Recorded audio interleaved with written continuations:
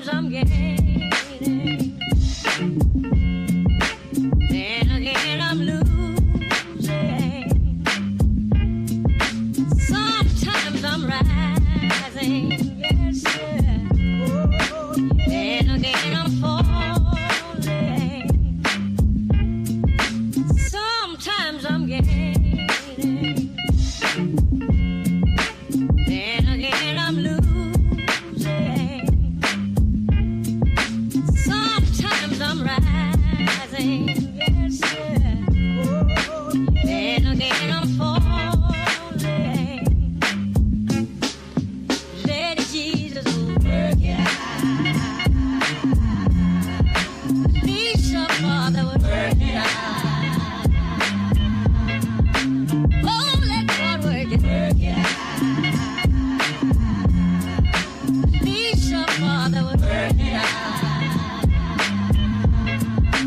Oh, let God work it out. Please, your Father would work it out. Oh, let God work it out. Oh, work it out. You work it out for Mother Teresa.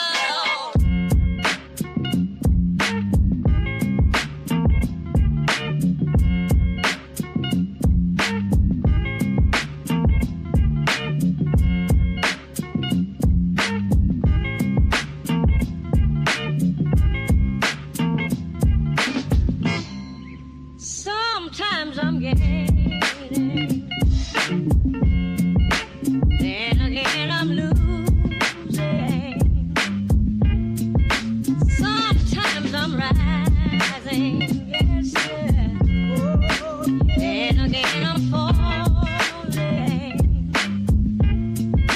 Sometimes I'm gaining,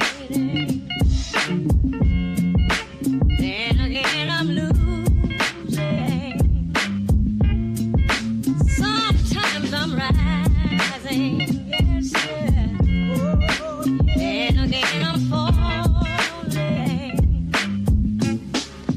Let Jesus work it out. Please, your Father would work it out. Oh, let God work it out.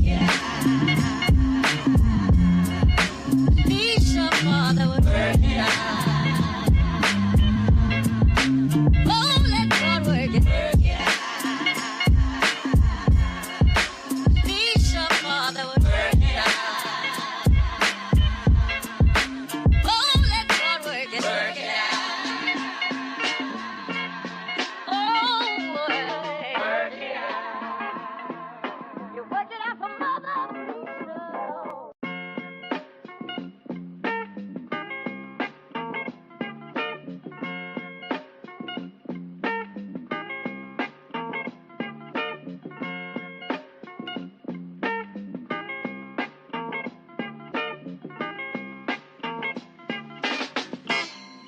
Sometimes I'm getting.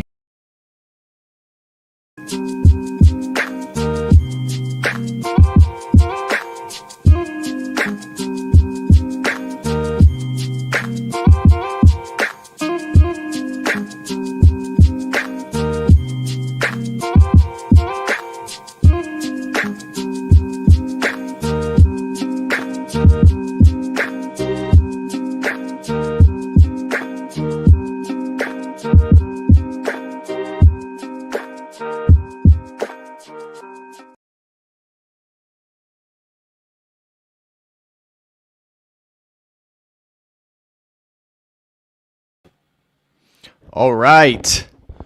Welcome back, ladies and gentlemen. This is Dr. David Patrick Harry with Church of the Eternal Logos, and this is a Logos news briefing today. I am back after the last fiasco. We did a sponsored stream. Major shout out to Leon on Mount Athos and Orthodox monasticism, and my internet just totally shit the pot. So we've had technicians out. Nobody could figure it out. Xfinity screwed me over. I am here to say, at least my experience with Xfinity Internet is horrendous. We now have new internet, fiber optic. We should be perfectly streaming today. No more internet issues. So, sorry about what happened last week. Wasn't able to upload anything. Couldn't stream, couldn't do anything. So I am excited to finally be back. I had all these streams planned. And so it's good to be with you guys. Blessed Holy Week to everyone. I hope everyone was able to celebrate Palm Sunday yesterday. I know for Western Easter was yesterday, but Blessed Holy Week to everyone. I hope you're able to attend as many services as you can this week. I know I'll be taking Thursday, Friday, Saturday off. I'll try to attend some services this week, but we got a Logos news briefing tonight, Wednesday, around 3 o'clock p.m. Eastern Standard Time. I'll be joined by Conrad from World War Now. We'll be talking about eschatology and some of the latest things going on with the war with Iran. And boy, do we have so much to get into today. Good Lord. As I'm sure you guys heard, we had a U.S. pilot down in Iran. We actually had a couple of them. We'll be going over that. We'll be going over the sort of humiliating downfall of Dan Bongino. If some of you may be familiar with the former Secret Service agent under the Obama administration, conservative political commentator, major MAGA supporter, was the assistant director under Kash Patel of the FBI recently, claims that he knows for a fact that Epstein killed himself. At least that's what he told America. And for some reason is very reluctant to discuss anything regarding Epstein with anybody. Now, his podcast, which before he actually jumped into the FBI was like in the top 5 in the United States, it was believed to be the number 1 on Rumble, which he's a part owner of. And from what I saw yesterday, I can't verify it, but I saw someone posting a few days ago that it's not even in the top 100 anymore. And so he's on a rampage against Thomas Massie, against Dave Smith, the libertarian political debater. He is dead set on backing the AIPAC representative to oust Thomas Massie from Kentucky. Why is he so angry at Thomas Massie? Because of Epstein. So we'll be covering that. Kristi Noem, the former governor of South Dakota, that lady that then was head of DHS, and we looked like she'd go down to the Mexico-U.S. border looking like DHS Barbie, all dolled up, riding horseback, getting photos. Well, unfortunately for her, some leaked messages have been revealed to the public, and her husband likes to cross-dress. Apparently, he has a sexual fetish of putting on fake prosthetic breast, massive breast, and that has now come out. So they've been trying to cover that up. Now, is that why Trump ousted her? Who knows? But this has led some to speculate that, Kristi Noem was like this ardent conservative governor that believed to kind of be a shining star in the GOP. Of course, she got a prominent spot under the Trump administration. But one of the interesting things is people are speculating, despite her being so conservative and being in an incredibly red state like South Dakota, one of the things that she never did as governor was pass legislation preventing men from competing in women's sports. And people thought, okay, that's interesting. Maybe that's just not a priority in their state. Maybe it's not that big of a phenomenon. Well, now that we know that her husband's a cross-dresser and that Kristi Noem was well aware of it and they were keeping it under wraps, it makes you begin to think, man, all these GOP Republican politicians that are reluctant to pass legislation or be as ardent about certain positions and stances as others makes you think they may have some weird sexual background. That tends to be the case. Now, we'll be getting into as well be aware, seems like whether it be Project Bluebeam or something, things are ramping up for the alien narrative. Bob Lazar was on Joe Rogan last week. Interestingly enough, after he almost, what appeared to be, now he's very friendly with Theo Vaughn, but Theo was voicing opinions about the war with Iran, the Epstein, basically the satanic pedophile elite that everybody's now aware of, and voicing concerns on the future of humanity. And Rogan then went on to say that maybe he's acting a little crazy, needs to get off depressants. Certainly you do need to get off the depressants, Theo. God bless. Those are highly addictive and terrible for your health. But the next day, ironically, after sort of shaming Theo Vaughn or making him now they're very friendly, so I don't mean to over-exaggerate like some of the journalists did. It was more of a friendly jab. It wasn't really thinking that, oh my God, gaslighting like he's actually crazy, like they did do to Jaden Ivey of the Chicago Bulls, we'll discuss in a second. But the next day, then Joe Rogan has Bob Lazar on, and Stephen Greer is on other news channels talking about a potential war that's already happening between humanity and aliens. You're getting all these videos on X every single day of, oh, is this a UFO sighting? Is this a potential UFO? The aliens are over here. People are confusing meteorite showers for UFOs. I saw one video of what looked like a V shape moving through the sky at night. And they're like, oh my gosh, look at this massive UFO over Argentina. It turned out to be a flock of birds flying in V-shape formation. But it's very clear the U.S. government, Trump has already announced that he wants to be the president to announce to the American public that UFOs are real and begin to declassify things. Now, remember, this news program, this perspective is coming from the Orthodox Christian fronema. So do we believe that aliens exist? Like Matt Gaetz, we're going to show you a video of Matt Gaetz. You know how he's very critical of Israel and seems to be on our side? But then he's talking about how he knows that there's alien-human hybrid breeding programs by the U.S. government. I'm a little bit skeptical, Matt. I'm a little bit skeptical. So you're seeing all these political representatives, affiliates, a lot of the conspiracy UFO kooks, out in mainstream media, promoting these ideas, which makes you feel like this is kind of the perfect opportunity. We're experiencing a global energy crisis that has not stabilized since the last time we spoke. We're looking at a war with Iran in which the U.S. has lost, just over this past weekend, lost somewhere in the ballpark between $500 million and $1 billion worth of aircraft. 2 C-130s destroyed, multiple fighter jets, F-15s, F-35s, A-10s, all destroyed. I think it was somewhere around 13, 14 aircraft, let alone, I think there's like 50 Reaper drones that have been shot down now. So Trump keeps telling us that, victory's already been achieved. The war has been won. And yet somehow the U.S. is getting humiliated. Now, they were successful in retrieving the colonel who was shot down behind enemy lines in Iran. We're going to cover this article because there are some weird things going on with this war. We've talked about how there's so much misinformation, it's hard to really get to brass tacks, one of which are U.S. casualties. Right now, we're told that 13 people, U.S. military men, have been killed. 13.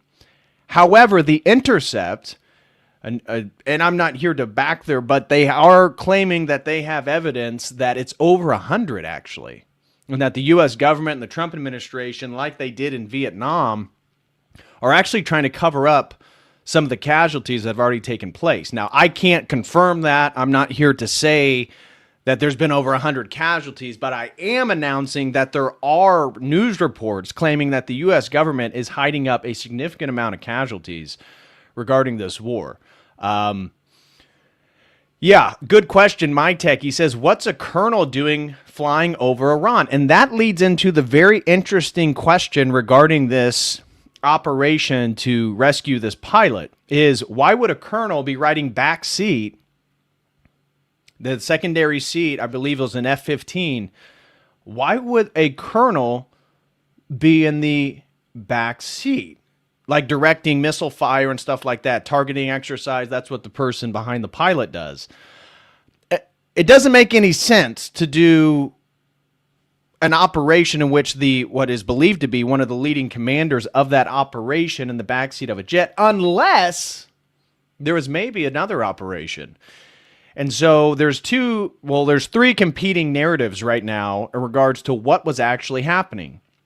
It's believed, I'll give one story. So here's the more outlandish story, is that the U.S. was actually preparing for a ground operation in which Navy SEALs would be deployed to a specific spot in Isfahan. Isfahan is a major city in Iran, where they were going to go underground into the Iranian bunkers and extract their uranium and any materials necessary for the creation of their nuclear weapons. And so they were going to go into the bunker and recover enriched uranium. Sounds a bit far-fetched, but we do have evidence that that was actually on the table. And so it's believed that that was actually going to be the operation at hand. Were they already beginning that operation when the jets were shot down? We're not sure. But what does seem to be the case, the second story, is that they were planning on doing that. They were doing surveillance, and that was what got shot down. And because they were already prepared to do this operation where they're going to retrieve the enriched uranium, instead they just shifted to a rescue mission. Other than the mainstream story is that was never the case, and that this was just a bombing operation, and Iran got lucky, shot down some planes, and then the incredible masterminds of the U.S. military were able to rescue him. But there's some interesting questions. For example, why the U.S. government was circling an area that was very far away, miles away from where the plane was shot down. And we don't have a lot of details on the colonel himself. We're told he had a broken ankle and a broken leg. We're told that while the plane was going down, one of the last things he said was, "God is good." And then he was apparently able to maneuver himself potentially 5 miles up to a cliff on a mountainside, in which he was able to avoid detection by Iran, because Iran, as soon as this story went out, and this is where it gets even more complicated, and Israel comes into here. Iran put it on national news and told civilians to go find the pilot, in which hundreds of people, probably thousands of people, jump in their vehicles and start going to the crash site and then start looking. So imagine you were the U.S. pilot. That would be a pretty traumatizing event, trying to salvage your life, potentially, what we're told, potentially with a broken ankle and a broken leg. Somehow he's able to manage. But here's the interesting thing. Apparently, no one knew that we had pilots on the ground shot down. The only people that knew, other than the Trump administration, the U.S. military, was Israel. And someone leaked that information immediately publicly. And guess what country was behind it?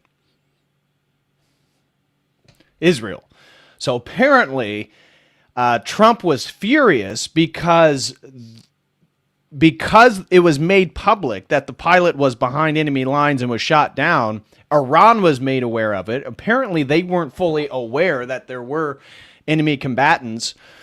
And the Israeli journalist who works really closely with Netanyahu, this is a gentleman that has incredible clearance and access with the Israeli government, was the first one to make the story public. And as soon as he did, now Iran was aware, and this was like 40 minutes after the guy was shot down. Now, why would Israel do that?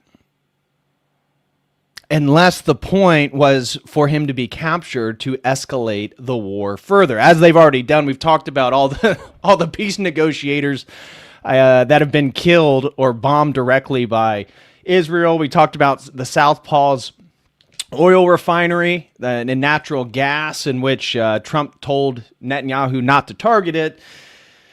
And then the next day they targeted it. So seems like business as usual, but Trump has sworn he's going to get to the bottom of this and figure out who leaked the information about the pilots being down. But just today, the Israeli journalist, I don't know if this was hubris or not, after Trump said that, I don't even know if it was directly in relation to Trump, but the Israeli journalist posted on Telegram bragging about how he was the first one to make it public. So it doesn't seem to be too much of a guess anymore. So we got tons of stuff to get into. King Charles, it seems as if he's now a Muslim. I don't know if you've been following that.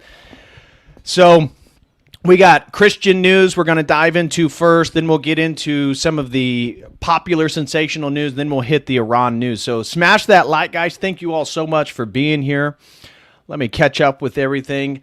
KLW throws in 10, says, Blessed Holy Week. Blessed Holy Week to you and your family as well, brother.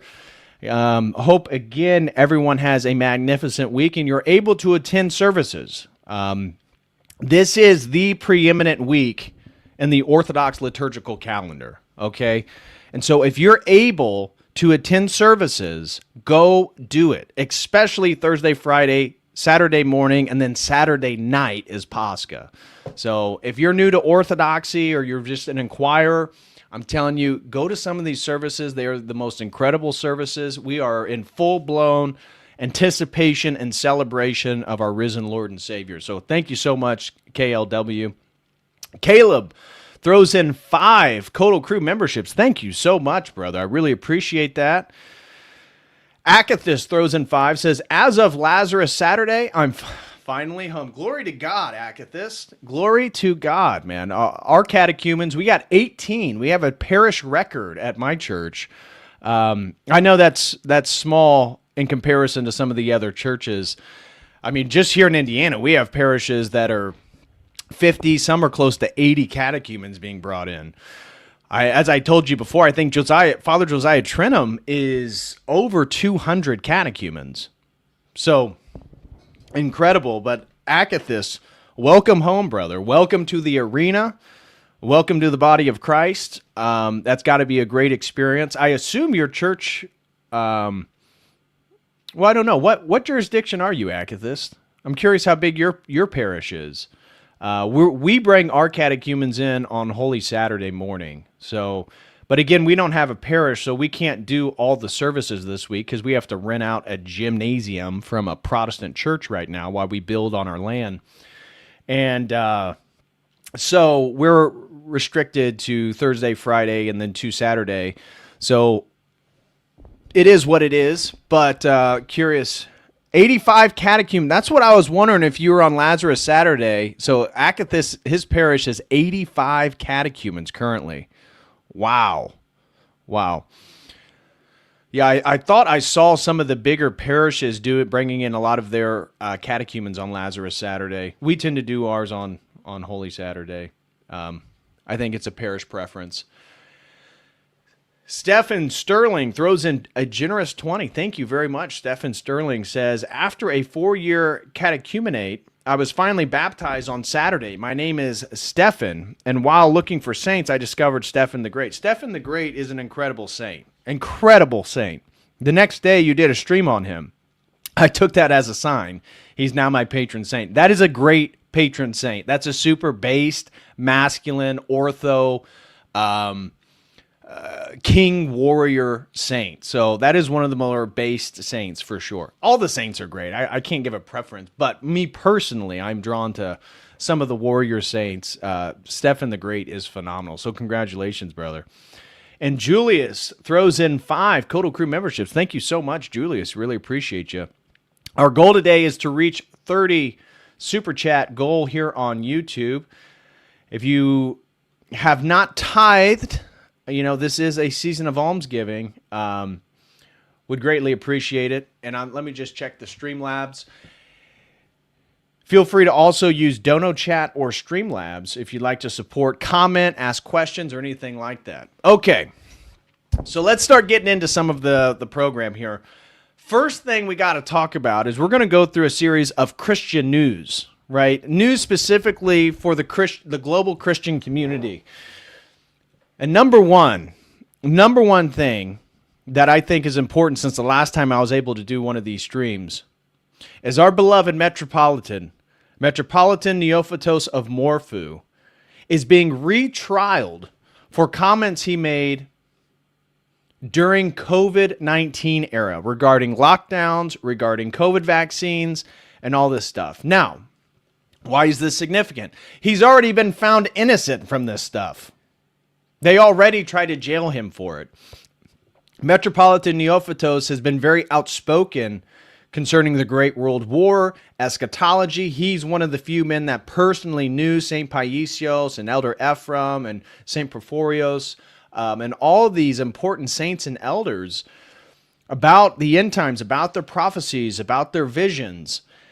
And it's interesting, while all this stuff begins to ramp up and so many things he's already spoken about come true, that the Cypriot court has unanimously overturned an acquittal issued in favor of His Eminence Metropolitan Neophytos of Morphu and ordered a retrial before a different judge in the Nicosia District Court to be held as soon as possible. Now, why in the heck would they want to do that? The case concerns events of January 2nd and 6th, 2021, when during the period of COVID-19 restrictions, Metropolitan Neophytos urged the faithful at 2 church services to proceed to the Carcotis River for the theophany blessing of the waters. Hundreds gathered with him for the blessing. He was issued a fine on that day, but refused to pay it. On April 4th, 2023, the Nicosia District Court acquitted him on all charges, ruling that his actions constituted the legally permitted exercise of religious worship, and specifically that his invitation to the faithful to attend the blessing did not amount to incitement to commit a criminal offense by participating in an unlawful public assembly. The court appeal, accepting the arguments of the Attorney General in their entirety, found that the lower court had erred in characterizing the matter as protected religious practice.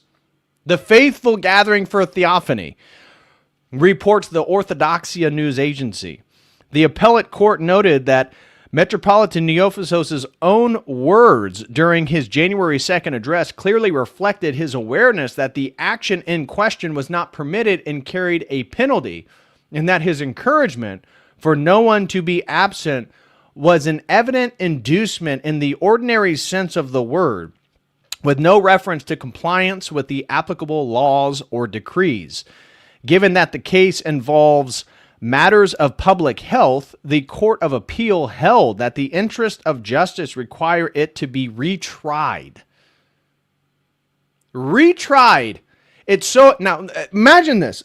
Bombs, missiles, potentially, we're told from Iran, but potentially from Israel, have landed in Cyprus. There is an active war in which they are in the immediate region where they are aware they could be a target. Turkey is going to expand its nautical miles from 6 to 12, taking 3 Greek islands. And the Cypriot court is focused on retrying Metropolitan Neophytos of Morphu for during the lockdown, during a phase in which I assume they're having social distancing, gathering the faithful at a river for theophany. Incredible. Incredible. This is not the first incident for which Metropolitan Neophytos has faced legal scrutiny in connection with COVID-19 measures. In 2020, police interrupted his Palm Sunday Divine Liturgy, leading to an investigation. However, the Attorney General subsequently determined that he had not violated any quarantine measures by celebrating the service, and no charges were brought. So pray for our beloved Metropolitan, and especially a voice within the times that we are in. He has been an incredible resource for myself, and I know many of the faithful regarding geopolitical events. So that's a bit of an unfortunate news, but must be stated. On a more positive side, here is a celebration of Palm Sunday from Palestine. So from Palestine, despite even the situation that they find themselves in, they are still, gosh dang it, let me get this in here. There we go. They are still celebrating Palm Sunday in a very beautiful way. I thought this was a lighthearted, enriching video just to see these people are absolutely suffering. This is from Ramallah, Palestine. That's near the West Bank. Okay, that's where all the Israelis are burning Christian businesses, burning Christian houses, immediately occupying people's dwellings and residences, mass terror attacks on the locals. This is where we've seen New York Jews actually talk about how they're in favor of people just moving there and taking over the land. We're going to see a video today of a New York Jewish woman, a leftist activist, interestingly enough, who's a Zionist, talking about how her and her friends have already chosen what place they're going to build their new apartment and housing in Gaza, and claiming that they've already been notified by the state of Israel that they will be able to build dwellings in Gaza. Now, I don't know if the international courts or that's made international news that Israel has already offered Gaza to American Jews to build dwellings, but according to her, that is the case. Anyways, here's something heartwarming. We got a lot of difficult things to discuss today. This is something that should give you hope and inspiration. These are our Orthodox Christian brothers and sisters facing some of the most intense persecution going on right now.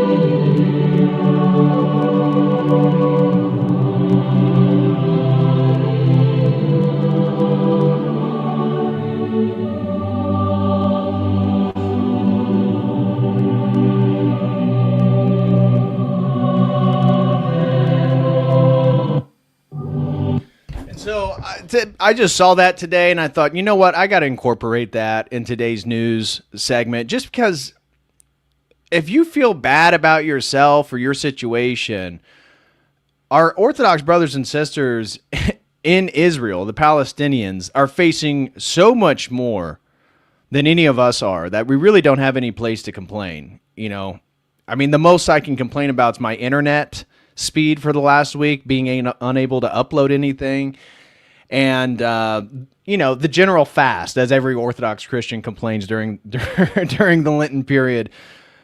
These people are actually being persecuted. These people are still living up to their calling as Orthodox Christians.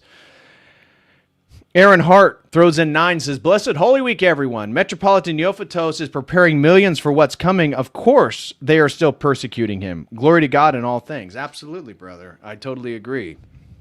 The Tanner G throws in 5, says, "Have you ever listened to any of Martyr Made stuff? Just found out he's Orthodox. He has some great history podcasts." When did he become Orthodox? Because when I covered Martyr Made, Daryl's stuff, well, when he did the interview on Tucker Carlson, remember when it caused the big hubbub because he was questioning Winston Churchill? I followed his podcast then, but he had some comments about Christianity that I could tell were definitely not Orthodox. It was very much of a Protestant Baptist line. But Tanner G, if he's announced that he's now Orthodox Christian, or because there's no way that he's already baptized in, unless he committed to the catechumen, the catechism. Right after that stream. I mean, that's like a year and a half. You got to be a catechumen for a year. So if that is, glory to God. I did not know that. I know that he was Protestant. If he has announced that he's now Orthodox, that's fantastic. Van Whalen throws in 5, says, "Will you do a video on Bulgarian Kong Tervel, Saint Trivilius, who saved Europe from the Arab siege of Constantinople?" Yeah, I could. especially if someone's sponsored. I got multiple sponsored streams I got to get through, including what I was going to do last week was an Orthodox perspective on the crusade. So God willing, I'm going to do that later this week on one of the morning streams. But yeah, I'd be open to that. I love covering great Orthodox Christians, especially warriors. Forgiven Doomer throws in 7, says Ramallah is in the West Bank, northeast of Bethlehem. Was there in the summer to visit family. Thanks again, DPH. Maybe one day have liturgy there together. Lord, yeah, that would be fantastic. I'm not planning on it, but I certainly hope. Tanner G said in a recent pod, he said he attends Greek Orthodox. Oh, that's awesome, man. Yeah, he must. That has to have been after he was on Tucker. That have to have been recently. That's incredible. I did not know Martyr Maid is now attending a Greek Orthodox church. That's fantastic. All right. So continuing forward on our Christian news, we got a bunch to get through. I thought this was a great little post that I came across. It just happened to jump up in my feed. And it's talking about historic Christian communities. And you could change evangelicals to the U.S. I mean, think about it. Under Clinton, we had Kosovo, the bombing of Serbia. The war in Iraq destroyed, thousands of historic Christian communities. Syria. So much of what the U.S. does it seems to be detrimental to Christians first and foremost. It's almost like it's intentional. But this post said, evangelicals are partly to blame for the collapse of Middle Eastern Christianity. They are the biggest supporter of wars which destroy Christians. But it goes way deeper than that. They view Christians like Assyrians in Iraq as a pawn to expand their footprint as authentic Christians. They can be so brazen that they even set up local organizations try to convert apostolic Christians in their brand of American Christianity. Imagine destroying an apostolic, Aramaic-speaking Christian community which is 2,000 years old, then setting up an NGO to convert the megachurch Protestantism through bribery and handouts. And they're not wrong. They're not wrong at all. Here's a photo. There was... Again, it's believed to have been an Israeli strike, but doesn't matter. U.S.-Israeli struck a Russian Orthodox church in Tehran. Now, why exactly they would target a church, especially with, this was the controversy with the girls' school that they bombed, remember? That it was somewhere in the ballpark of like 166 girls were killed. And that one was deemed to actually be a U.S. bomb. Now, the word on the street is that Israel was doing the logistics for the targeting and that they gave the coordinates. And so is it possible that Israel got the U.S. to blow up a girls' school? Seems like it. But here we see, and the controversy and the criticism after that was how accurate the targeting mechanisms are. That the only way that happens is if it was deliberate or the coordinates got messed up in some way because the satellite surveillance that they're doing over Iran, they know what each building is and they have the technology to target that exact building. Now, why the heck would they target an Orthodox church, a Russian Orthodox church in Tehran? This is a photo from St. Nicholas Orthodox Cathedral in Tehran before the Zionist terror attack. This is what it looked like afterwards. And so pray for all our Orthodox Christians that are actually living in Iran right now.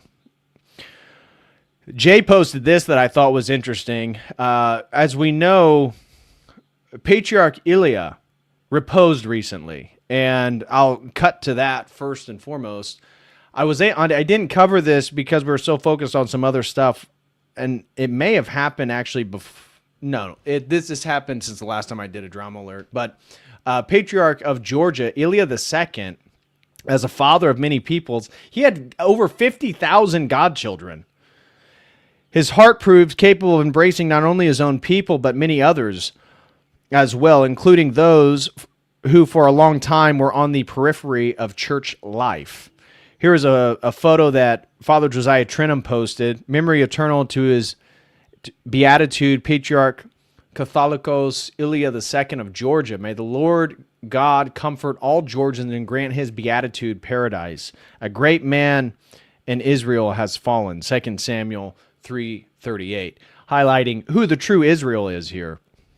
And so this was a little article on Patriarch Ilia of Georgia. He reposed in the Lord. His Holiness Catholicos Patriarch Ilia, the man who revived the Georgian Orthodox Church during his 40 years on the primatial throne, reposed in the Lord today. He was urgently hospitalized last night with massive bleeding from the stomach and died today at the Caucasus Medical Center in Tbilisi, where he was being treated. His Holiness was 93 at the time of his repose. Patriarch Ilia was installed as the head of the Georgian Church on December 25th, Christmas Day, at least the Western calendar, in 1977. At the time of his enthronement, there were 15 dioceses and only 30 active churches left, thanks to communist persecutions in Georgia. Today, there are 47 dioceses and about 2,000 active parishes, as well as about 3,000 clergy now in Georgia. He was the most beloved and trusted man in the Georgian nation and was personally the godfather to more than 50,000 children. And this article this was from a few years ago. And you can see, I'll show you this in a second, but this had to do with his godchildren. So he had a program to actually baptize every third child in a household.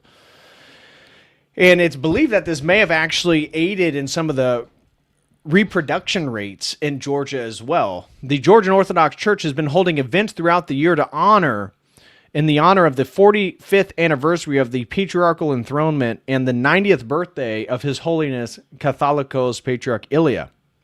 He is the most trusted and beloved man in Georgia, and he has overseen the radical rebirth of the Georgian Church during his primatial reign. At the time of his enthronement, there were 15 dioceses, as we already said. Also, in an effort to improve Georgia's dire post-Soviet demographic situation, the church began holding mass baptisms in January of 2008, with the beloved primate personally becoming the godfather to the third and subsequent child of spouses who were married in the church. He is now godfather at this time, again, was 46,000 children. That was 3 years before he reposed just a few weeks ago. And on July 4th, a choir approximately of 200 of the Patriarch's grandchildren sang him a song, performing songs personally with His Holiness. I'll play you a little bit of that video. These are the Georgian kids that are his godchildren. He came out and they were singing a song, and he said, "God is with us." And His Holiness said, "I am happy to see you. I wish you peace, joy, and happiness. You have accomplished many things. You can achieve much more. We await your good deeds."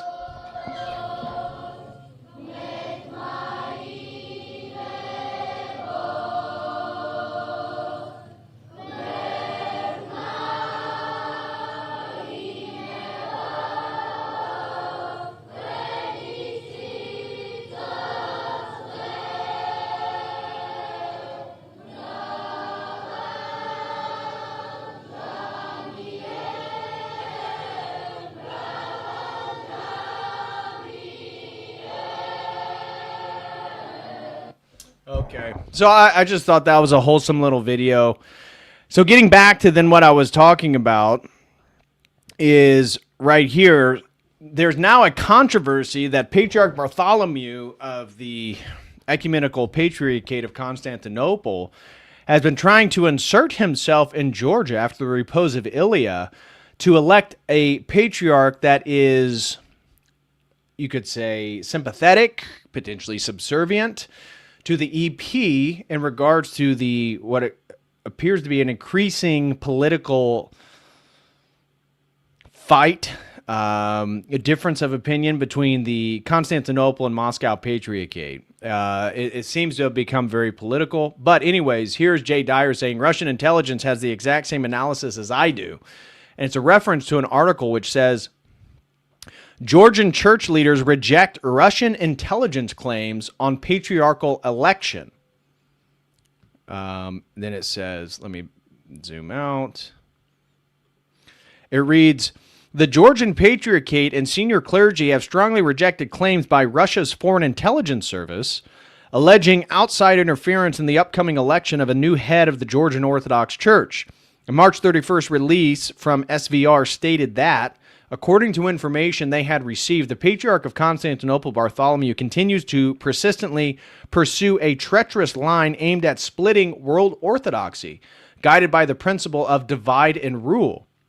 This time he seeks to bring the Georgian Orthodox Church under his influence, taking advantage of the death of Catholicos Patriarch of all Georgia, Ilia II.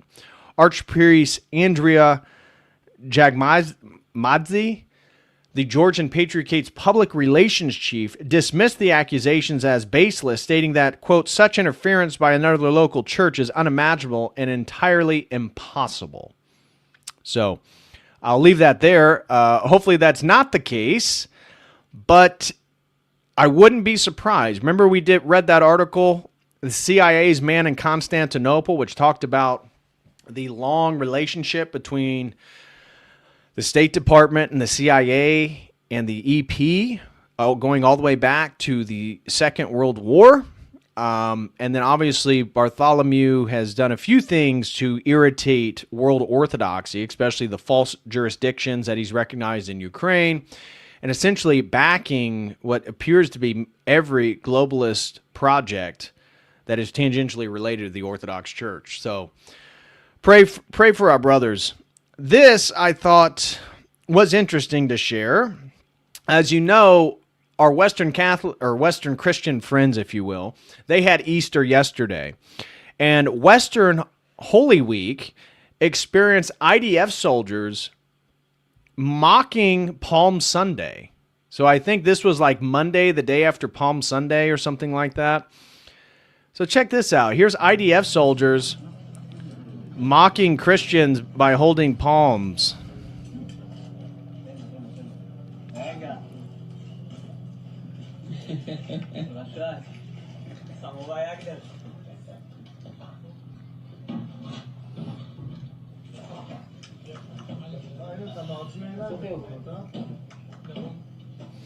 Now, God forbid anybody ever mock Judaism or Islam or Hinduism or Shintoism or paganism or animism or shamanism or folk religion, Santeria, anything in the world, but you get a green light if you mock Christianity.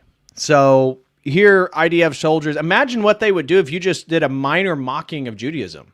I mean, look at the outrage. You remember, did you guys see that Drewski, the Gen Z comedian, the black guy who does these skits, which are pretty funny. He dresses up as people. He recently dressed up as Erica Kirk and mocked Erica Kirk in ways for her actions. Some people found it tasteless. Other people found it funny. But then people were criticizing Drewski because he mocks everybody, you know, especially Christians and whites and rednecks and blacks. But he's never mocked Judaism or the Jewish people. And so people were commenting on his posts about that. Apparently, he's getting ready to do a skit on Jews and Judaism. He said that he's going to. And then he said even against all the phone calls he got telling him not to do that one, that they're a protected group, that there's a rise in anti-Semitism, Nazi sentiments are on the rise, and this could be a potential catalyst for violence against the Jewish people. But apparently he's going to continue to go through with it. So just keeping you guys aware, here in Jerusalem, we've talked about how the Church of the Holy Sepulchre has been closed by Israel, and then they let a few people in. Well, on Pascha, we experienced the miracle and the descent of the Holy Fire. However, if there's no Orthodox Christians in the church, does the Holy Fire descend? I don't know. It's almost like a chicken and the egg. I would assume not. And so his beatitude, Patriarch Theophilos of Jerusalem, and the heads of other churches in Jerusalem have convened an emergency session urging Israeli authorities to fully open the Holy Sepulchre for Holy Week and Paschal celebrations. I saw that, I believe it was Bulgaria, or maybe it was Romania, one of the jurisdictions who typically go to get receive the Holy Fire have been told not to attend, and so it's one of the first times in a long history, well, at least since the airplane existed, that they will not be attending the descent of the Holy Fire. So hopefully Patriarch Theophilos can convince Israel to open it up, because as we've talked about, there are some interesting comments, such as Elder Ephraim, about the year that the Holy Fire does not descend, potentially coinciding with the year of Antichrist. And then I thought this was good. This was a quote by Cleve under a Mark Levin post of St. Paisios saying, "The Zionists want to rule the earth. To achieve their ends, they use black magic and Satanism. They regard Satan worship as a means to gain the strength they need to carry out their plans. So many Marxists, so many Masons, so many Satanists. Indifference is unacceptable."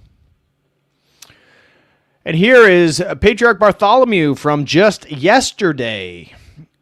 Spends time with Zelensky, who he himself has been persecuting the Ukrainian Orthodox Church. In fact, let me just pull up something here. Persecution of Ukrainian Orthodox Church. The Ukrainian, of course they're going to cover it up. Anyways, you can find tons of articles, at least if they're honest, on the Ukrainian persecution of the actual Orthodox Church, not the fake one, that Patriarch Bartholomew, has recognized, unfortunately. Well, now he shakes hands with Zelensky. Bartholomew probably would have liked to have taken the photo with King Herod and Pontius Pilate and Judas Iscariot too, but understandably he couldn't. And the joke is, my gosh, why is our patriarch, the EP, shaking hands with a Jewish leader of Ukraine that is actively incarcerating and persecuting the Ukrainian Orthodox Church? Could only be if something nefarious is afoot. And of course, we've talked about the leaked letter by Archbishop Elpidophoros used political influence to suppress the Ukrainian Orthodox Church, the true church, his persecutions in Washington. Remember, we read this article and went through it. Archbishop Elpidophoros prevented Russian and Slavic clergy from meeting with Trump administration representatives to talk about their concerns regarding the actual Ukrainian church, therefore preventing the Trump administration from hearing the Orthodox perspective that is not Go Arch. And so the letter describes in detail how Archbishop Elpidophoros traveled to Washington and worked with proto-presbyter Alexander Karloutzos to cancel scheduled meetings between a pan-Orthodox delegation of hierarchs, clergy, and laymen and officials of the White House Faith Office, the State Department, and members of Congress. So that is real. Here is Israel destroyed the mausoleum of Simon Peter, apostle of Christ, in the village of Shammah in southern Lebanon. Now, we've already been covering how Israel has essentially annexed a predominantly Christian area of Lebanon, which is southern Lebanon. We've already highlighted that 80% of the Lebanese Christians, which used to be a majority Christian nation, are no longer present. And we talked about how Israel told the Christians to leave their homes, that they have to fight Hezbollah, and that there is no date in sight in which they will be able to return. Of course, once they left, then the IDF announced that they plan on permanently staying there. So essentially, they've annexed part of Lebanon all the way up to the Litani River.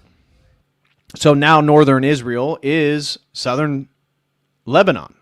And here it's just photos of them destroying a church that, I don't know, anywhere between 1,925 years to 1,995 years old. An ancient church that for some reason Israel destroyed. And so people always ask, Grok, is this true? Israeli forces destroyed the shrine of Shimon in Shammah, southern Lebanon. Here is destruction of the St. George statue by Israeli forces sparks outcry over treatment of Christian heritage. Israeli forces bulldoze St. George statue in Christian Lebanese village. That was just a week ago. On the eve of Palm Sunday and Holy Week in the ancient Christian town, I'm not even going to try to pronounce that, in Syria, groups of armed Islamists are attacking Christian shops, homes, and churches. The Al-Qaeda ISIS-aligned Syrian government, again, Jelani, the ISIS, Al-Qaeda former terrorist who beheaded American soldiers, who's now backed by the CIA and the Trump administration and Netanyahu in Israel to be the leader of Syria, who's now currently in England meeting with Keir Starmer, that guy, is allowing absolute persecution of Christians in Syria. The government is encouraging these attacks and has been a catastrophic disaster for Syria's Christians and other minorities. As predicted, Middle East Christians are currently under attack from the Holy Land to Lebanon, Syria, and Iraq. God help everyone. Now, this is particularly close to my heart because I'm Antiochian. And so our church is affiliated with people, particularly in Syria. That's where our Patriarch John is stationed. And so these are literal people of my diocese, jurisdiction. They're Antiochian Orthodox Christians.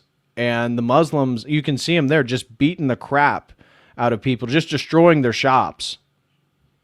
And that's encouraged by the current leader of Syria. If you guys are interested, I've actually been listening to this song. I can't understand a word of it, but there's a I don't know, some type of aesthetic that's happening amongst the music scene of Europeans. I'm not going to play this song, but people were talking about Slavic rappers who rap about powerful warriors and honoring their heritage and their ancestors. And it was referring back to this Polish rapper. The song's okay. But then one of the Orthodox Christian accounts posted, I've recently found many Orthodox rappers. There's a Slavic Orthodox rapper named Brativsky from Crimea. And I just clicked on it. I actually kind of liked it. So I listen to it sometimes when I work out. I don't even know what they're saying, but through translation, I know that the words are good. So I'll play you a little section. You can go find him on, I don't know what you guys listen to music. I use Spotify. But you can go find his Spotify account. He's got a bunch of these Orthodox-themed rap songs. Скиф 27. Братеевский.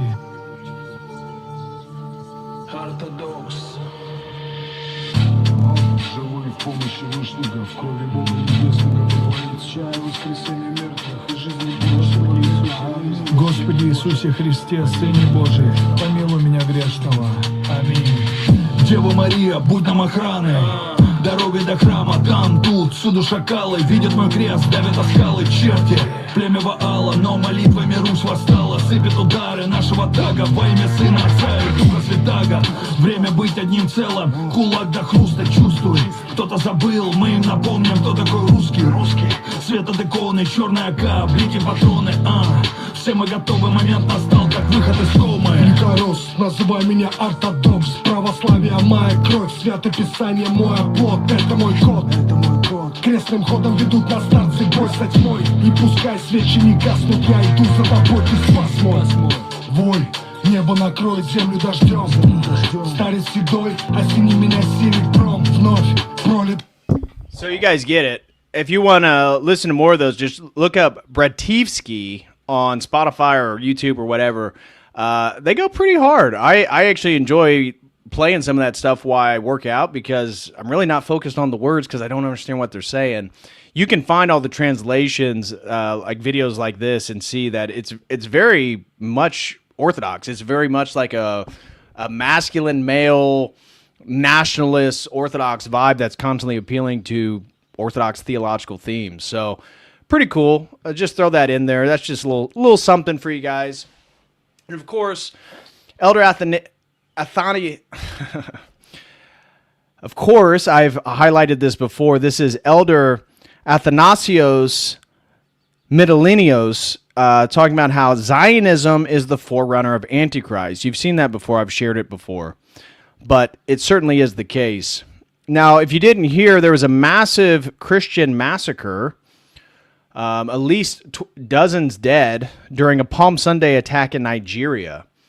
A gunman killed at least 30 people during a Palm Sunday attack in Rakuba, a community in Jos North local government area in Plateau State, Nigeria. The incident occurred during the evening when armed men reportedly entered the community and opened fire on residents. Eyewitnesses described the attacks as coordinated with multiple casualties recorded in several homes affected. Following the incident, the Plateau state government imposed a 48-hour curfew in parts of northern Jos to contain the situation. Despite the restriction, residents, including youth, were seen on the streets protesting the killings and blocking roads in some areas. Separate reports in nearby student residential communities indicate that at least 10 people were killed during gunfire earlier on the Sunday. A humanitarian worker, Alex Barbier, stated in a video shared on social media that the victims were Christians and were attacked on Palm Sunday. Residents gave differing accounts of the attackers. One witness described them as members of Boko Haram, the terrorist Islamic organization, while another alleged that they were armed Fulani militia who arrived on motorcycles, fired sporadically, and retreated toward nearby mountainous areas. As of the time of reporting, security agencies had not issued an official statement confirming the identity of the attackers. But given the amount of massacres and deaths that have occurred of Christians by Muslims in Nigeria, there's no doubt in my mind that this is an Islamic attack. And so it just goes to the fact that Christianity is in fact the most persecuted world religion by far. Not even close. It is not even close. And what we're going to get to next is it's becoming increasingly persecuted here in the United States. Now, for anybody who is struggling about the reason for the season right now, it has to do with Christ's crucifixion and resurrection. For some reason, your guys' favorite, everybody's favorite dildo salesman, Rabbi Shmuley, has taken to the internet to inform Christians that we have it all wrong.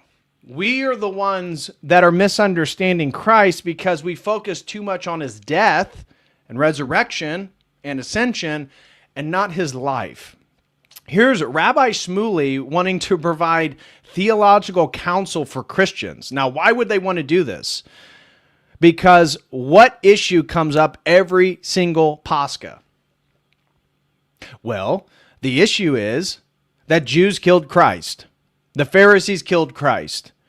It's very explicit. Pilate washes his hands with the man's blood. The blood is on your guys' hands, the Pharisees, the Sanhedrin. Right?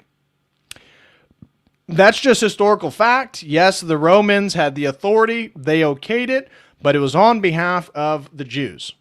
In fact, they chose Barabbas instead of Christ, signifying the rejection of the Messiah as prophesied in the Old Testament and how he in fact would be betrayed, not only by Judas, but by his own people. Collectively, the Jews, the same people that celebrated him coming on the ass to Jerusalem on Palm Sunday, the same people that cheered for him are the same people that will cheer for Barabbas and say, crucify him. Well, apparently, Jews, or at least Rabbi Shmuley, I should say, are uncomfortable with the facts of the theology around Christ's crucifixion. And so Rabbi Shmuley says he is deeply offended and he is angered by Christians who keep speaking about the crucifixion of Jesus Christ. Shmuley says Christians need to emulate Jews by reading the Talmud and learning about life rather than death. Shmuley says the United States was founded on Judeo-Christian values, a term that didn't even exist until the 20th century. Judeo-Christian values. You know, the values in which there's a supremacist ethnicity and everybody else are goyim and cattle, and the one that says there is no delineation between Jew and Gentile, and that we are all unified in Christ, and that we have to forgive our enemies and all. Somehow there's the same value set. I struggle to find it, but here's Rabbi Shmuley telling you what you should do with your Christian theology.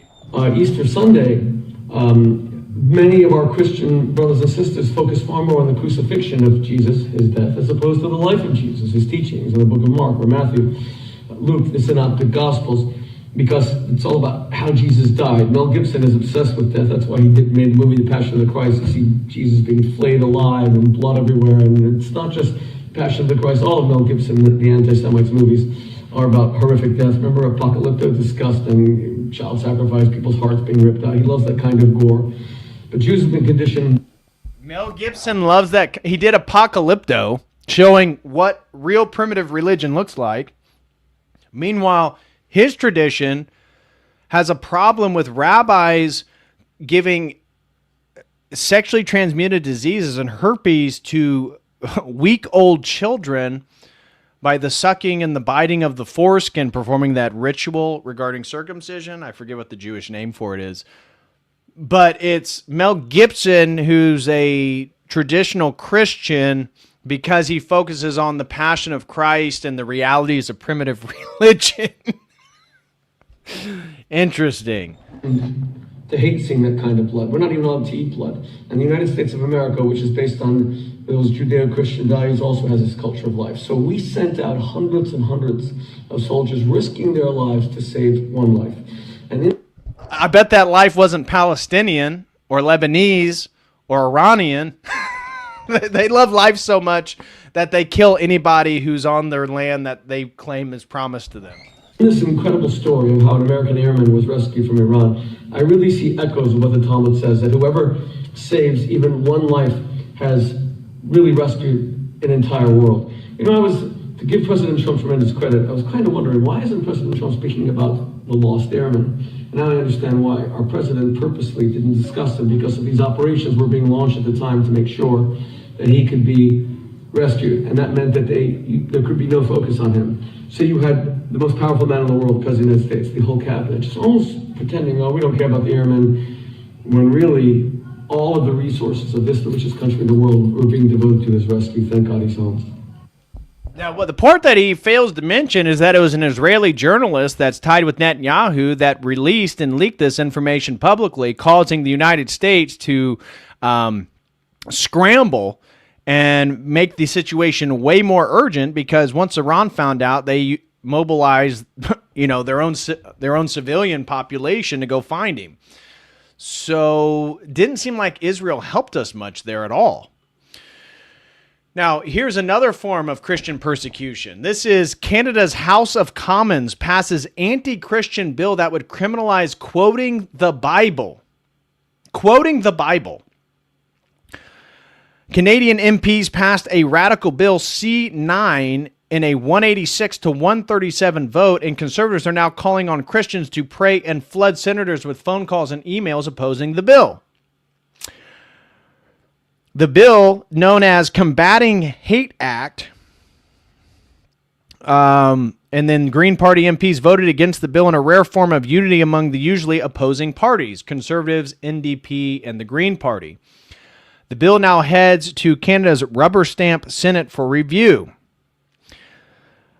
Within the passage of Bill C9 in the House, Christians and pro-life advocates will almost certainly face an entirely new level of hostility as the door swings open to actual persecution under a cloak of supposed legality, said CLC's campaign manager David Koch, who is also a Christian pastor.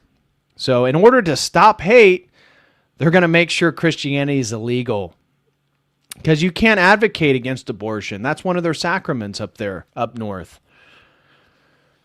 He said, we must prepare for the battle ahead, adding Canadians must commit to the one who has won the ultimate victory over every foe, demonstrated by his resurrection on that first Easter morning. So that's Canada. They're doing euthanasia. They're trying to kill people. If you got Down syndrome, if you're feeling sad, if you're old, and they're also banning aspects of the Bible. Now, here is where this is an interesting little thing that's happening in the United States. This has to do with sports ball. I know how many of you guys hate sports ball, but this is actually a pretty interesting trend, and I don't think this is going to stop anytime soon. So since the last time I've been able to do a drama alert or one of these news streams, this happened. A gentleman that was playing for the Chicago Bulls named Jaden Ivey, who was not Christian but has recently come to Christ as a professional athlete, spoke out against the unrighteousness of the Pride celebration. That's literally what it was. Here it is right here. On his Instagram, Ivey said, this is what he said. The world proclaims LGBTQ, right? They proclaim Pride Month, and the NBA does too. They show it to the world. They say, come join us for Pride Month to celebrate unrighteousness. Again, quoting pride as the mother of all sins and the debauchery of the LGBTQ movement and all their sexual immorality. That alone was able to get the man fired from the Chicago Bulls. He was cut within the day. Within hours of the video spreading and the backlash mounting, the Bulls responded by calling Ivey's remarks detrimental to the team. That one statement, detrimental to the team.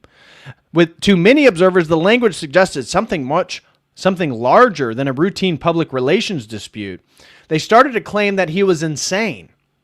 And this was even his girlfriend at the time. His girlfriend, or maybe it's his wife, I don't know if he's married. It looked like it was a liberal white woman. And she claimed that he was going insane by becoming so traditional and staunch in his Christian beliefs. Well, anyways, okay, this is what happened with Jaden Ivey. But the important point of the story is not the Bulls cutting him. The important point of the story is the ripple effect this has caused in professional sports. Now, I get it. Sports balls, NFL, NBA, it's all corrupt. You know, it's globalist.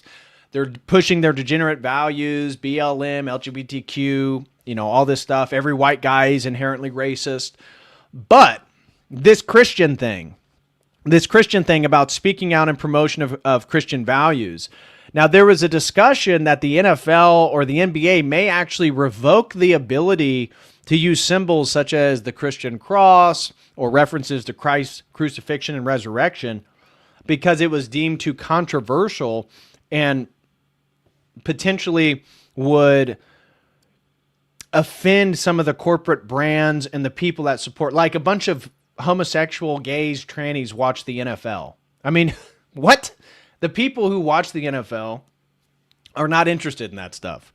Anyways, it caused all these other professional athletes to come out in support and voice their opposition to their own league in favor of their Christian beliefs, some of which are so big that they can't be fired, like Jaden Ivey.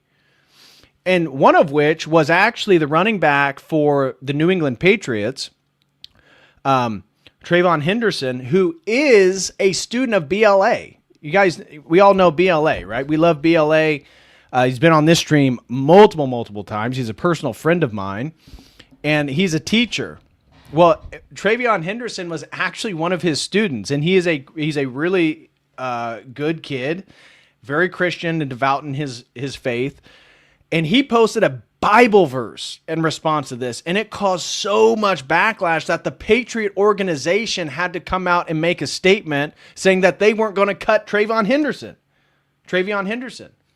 I mean, just insane. So this has caused this huge ripple effect where all these now professional athletes have came out and voiced support for Jaden Ivey or Christianity, posting just Bible verses and stuff like that. But it's crazy how controversial just claiming that Pride LGBTQ month is unrighteous. That's the language he used. And the professional sports leagues freaked out. But we see people like Lamar Jackson, who's the quarterback for the Baltimore Ravens, franchise quarterback. He wore a shirt today that explicitly said, "I love Jesus," and had a big cross on it. So again, is it huge? Is it big? No, but we are seeing a resurgence in sports for Christianity. For example, the Ohio State football team, they had like a massive prayer. This was like a year or 2 years ago. It was actually when Trayvon Henderson was their running back. They had a massive prayer service. I mean, thousands and thousands of students. It was the majority of the Ohio State football team. Now, I'm not in favor of any of the institutions, but I'm saying there is a cultural phenomenon. We've talked about the increase of people converting to Orthodoxy and traditional Catholicism, and even just attending churches in general, including the, lukewarm Protestant rock band churches. But there is something happening. There is something happening. I think it's something to watch, keep our eye out for. So, anyways, that's what I have to do on some of the Christian news. We have so much more to get into regarding the war with Iran, Dan Bongino's fall from grace, alien sightings, all this different stuff. So smash that like, guys. Rough Hands, been a Kotal Crew member for 36 months. Thank you so much, brother, for your support. Says, am I crazy or do I hear birds through your stream? My window is open, so you may actually hear some birds. I do have the window open. So you're not going crazy.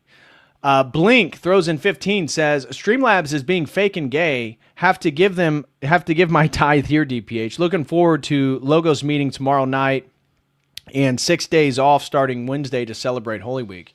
Absolutely. Yeah, tomorrow night. In fact, why don't we just thank you, Blink, for mentioning it. Tomorrow night we got a Kotal, or what am I talking about? We have a Logos Academy think tank meeting where we'll be doing a fitness check-in. If you guys are interested in taking more accountability for your life, we're doing all types of stuff over at the Logos Academy, including working through the Orthodox Survival course. We just did an update last week on some of the news stuff, the latest geopolitics events. These are private, men's-only meetings. If you'd be interested in belonging to our community, we meet every single Tuesday night at 7 o'clock p.m. Eastern Standard Time, and we get into a bunch of stuff. If you're looking for incredible conversations with Orthodox men all around the world, I highly recommend you join us. It's well worth it, I promise. And if you're interested in sponsoring a stream, you can support my work right here. And I will reach out to you, and you can tell me what topic it is that you would like to have sponsored. The next sponsored stream is going to be an Orthodox perspective on the Crusades. And that was actually sponsored by you guys through the community. So if anybody else would like to sponsor one, you can do so with that link right there. Also, don't forget my book, The Best Christian Critique, and it's from an Orthodox perspective of transhumanism, anywhere out. I promise you that. If you want author-signed copies, you can get those through my website, or you can get a cheaper version over on Amazon. And if you guys are in the market for peptides, I highly recommend you going over to Level Up Health. Use promo code COTEL, COTEL. They have incredible stuff. I just ordered a new shipment of BPC. Use promo code COTEL, you'll get a discount. And the same is true with OrthodoxDepot.com. If you're looking for an Orthodox study Bible, prayer robes, Orthodox crosses, incense, icons, check out OrthodoxDepot.com. Use promo code COTEL, and you'll get a discount there as well. All right. So let's get into this next section. There is so much to bring up. Let's see. Red Fox throws in 20. Thank you so much, Red Fox. He says, I have an Orthodox subdeacon and philosophy adjunct professor trying to publish his book. Any recommendations? Well, are they trying to self-publish or are they trying to go through a publisher? It depends on what the goals are, right? I mean, obviously, prestige comes with some of the official publishers, but they also can dictate reprints. So if you want to be in full control of your work, I recommend just self-publishing it. But if you do self-publish, then it's very difficult to sell it because you don't have a publisher pumping it out and marketing it for you. So if it's Orthodox, you can reach out to some of the Orthodox publishers. I might go through a publisher in the future, but I wanted to self-publish to begin with. So it depends on what their goal is. Or they can create their own publisher, self-publish through your own publisher. That's what I did. Logos Academic Press. But thank you so much, Red Fox. God bless you, brother. And Neon throws in 10, says, DPH, I got baptized and chrismated yesterday. Glory to God, brother. Excellent news. You and Akathist. However, I have horribly failed at following the fast and fighting against my passions. Lord have mercy. Well, it's common for the temptations and the inflaming of your passions to occur during Holy Week, or not just Holy Week, but through the Lenten fast. But do your best. If you've been struggling, make sure this week is a success. I'm telling you, if you can hold the fast throughout the rest of the week, do your prayers, attend your services, you'll feel much better, especially after Pascha, late Saturday night, early Sunday morning. So don't despair. Just keep getting up, man. Every time you fall against your passions or you break your fast, you just stop and you restart. You got to always restart. The problem is so many people convert and the spiritual warfare ramps up. They think it's more of a joke than like a serious thing. And it's too much. They fall back into it. They don't want to keep getting up. So just keep getting up. Everything will be fine, I promise. Red Fox says his publisher is selling it at $120, and whoa, $120 for a book? Yeah, I can imagine that is probably not making a bunch of sales. That is very expensive for a book. You basically, to compete on Amazon, your book has to be under $50. That's just the way. That's the market demand right now. So. Yeah, I 120, that's pretty steep for a book that maybe a lot of people aren't aware of. I don't know what the topic is. If they can get the rights to the publication, they didn't sign the rights away to the publisher, then why don't they just take it back and self-publish and begin to market through social media? That's an expensive book. That's like an academic text with limited print. And let me check the Dono chat real quick. Nothing on Dono chat. Let me check Streamlabs.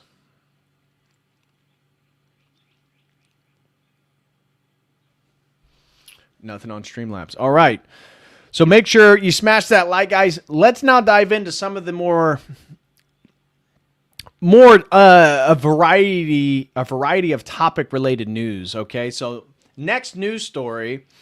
I don't know if you guys saw this, but it will make you laugh. I promise you that. This is a socialist Canadian convention, some type of meeting. I don't know exactly what it is, but it says socialist Canadians argue over their equity cards at the NDP leadership convention.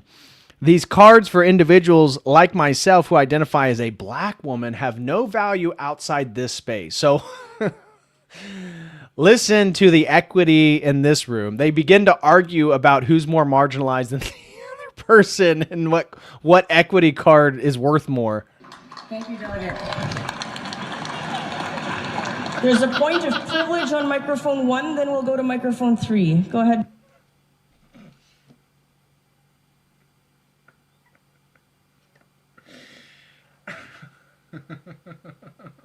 Delegate. Yes, hello. I was standing here with my gender equity card before you called on the previous speaker. That's my point of privilege that I would like to raise. I will explain the speaking order, which is fixed, that I cannot amend, which is the pro-con rotation. You can move yourself up a line that you're standing in. I am pro, and I was... We went... You went pro, con... We went pro, and my plan was to go con. The speaker at con mic 3 also has a speaking card. Yesterday, this card was used in an inappropriate manner. And while I understand in Ontario, we note this as equity, even if this was also used inappropriately in terms of gender. I want everyone to be mindful that these cards for individuals like myself who identify as a black woman have no value outside of this space.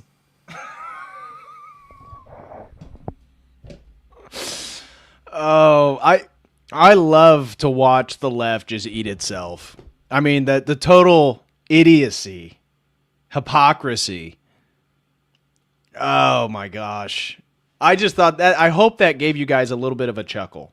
A little bit of a chuckle for all the serious stuff we're getting into.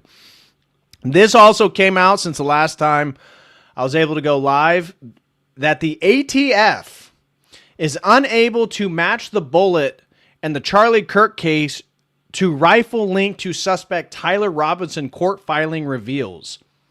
That's massive news. Now, we covered Joe Kent last time we did a news stream about how he said he was blocked by the FBI on two specific topics.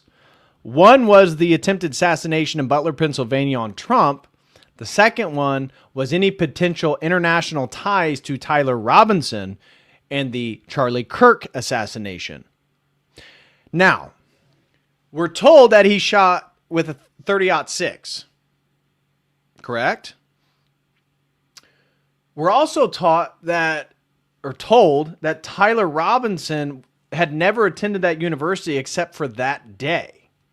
I don't know if that's true or not, but we're told by Kash Patel and his ilk that he just happened to know, where to go and where to tag Charlie and all this different stuff. Okay. And then we're told by the FBI that the .30-06 bullet shattered upon hitting his neck, Charlie Kirk's neck. Now, that is totally unbelievable. If you guys shoot guns, you know that is total horseshit. That is impossible. Now, here's the thing. Why is the bullet fragmented? I don't know.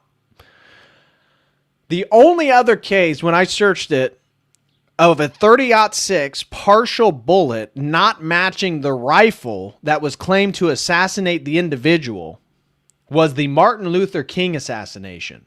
It's basically the same thing. Now, you make of that what you will. But I told you, I'm very skeptical of the official narrative of Charlie Kirk. I'm not Candace Owens. I'm not Queen Candace crazy. But I am skeptical of everything that the FBI is telling us. And the fact that the ATF, we now know through a court filing, can't even match the bullet to Tyler Robinson's rifle.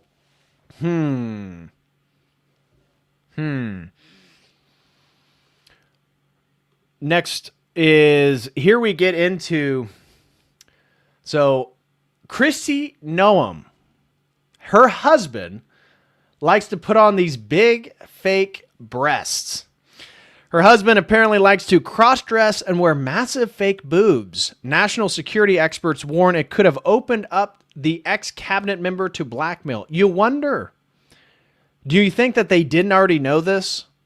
So here is an article I found on it. Kristi Noem's husband accused of bimbo cross-dressing fetish and leaked messages and photos. Yikes. Byron Noem, husband of former Department of Homeland Security Kristi Noem and former governor of South Dakota, has allegedly been cross-dressing and messaging sex workers who specialize in bimbofication to turn him into a girl, according to a report published in the Daily Mail. Yes, you're reading that correctly. In hundreds of messages reviewed by the Daily Mail, the 56-year-old is allegedly shown messaging sex workers who specialize in bimbofication, or a type of role-play fetish that involves being turned into a stereotypical bimbo or Barbie dolls in some cases. You almost wonder if this is why Kristi Noem she had dramatic plastic surgery. If you look at her, like a decade ago, and you look at her now, you can tell she's had a lot of work done. Is it something that her and her husband are both in on? I don't know. According to the publication, Byron Noem messaged 3 sex workers that he enjoyed their huge, ridiculous boobs and sent over $25,000 to them. In one of the photos included in the report, he appears to be wearing a large makeshift breastplate made of balloons under each peach crop top and tight pink shorts. Another appears to show South Dakota's former first gentleman pouting in a selfie wearing green tight pants and another balloon-stuffed crop top. In one message, Byron Noem told a sex worker, "You turned me into a girl," and then asked, "Should I put on leggings?" Oh my gosh. Obviously, we're not here to condemn cross-dressing. Well, I am. I am. If them.us, this is like some tranny site. Them.us. I am here to condemn cross-dressing if they won't. However, we would be remiss not to point out the irony of the report given Kristi Noem's long history of opposing queer and trans rights. Oh no. Everyone, including Byron Noem, should be free to explore their gender. But if Kristi Noem got the world that she actively is fighting for, no one would ever get to do that, including cisgender people with bimbofication fetishes. Can you? You know, one of the things, I'm convinced that all sexual fetishes are tied to like porn addiction. I don't even know how guys get these weird sexual fetishes. How does one get a sexual fetish from putting on balloons on your chest under a crop top? I don't even get it. I mean, you have to get in some weird porn addiction stuff. That's all I can think of. Outlets have reported that Kristi Noem is aware of the report, and perhaps shocking to no one who is aware of her track record, she is not taking it well. Well, there's other reports that she actually knew about it. Others are saying that she was surprised and appalled by it. We don't really know, but I will tell you there are some great memes out there. Here's one. He's probably thinking about other women. And it shows her husband on the other side saying, I wish I had tits. Here's another meme. She says, everything reminds me of him.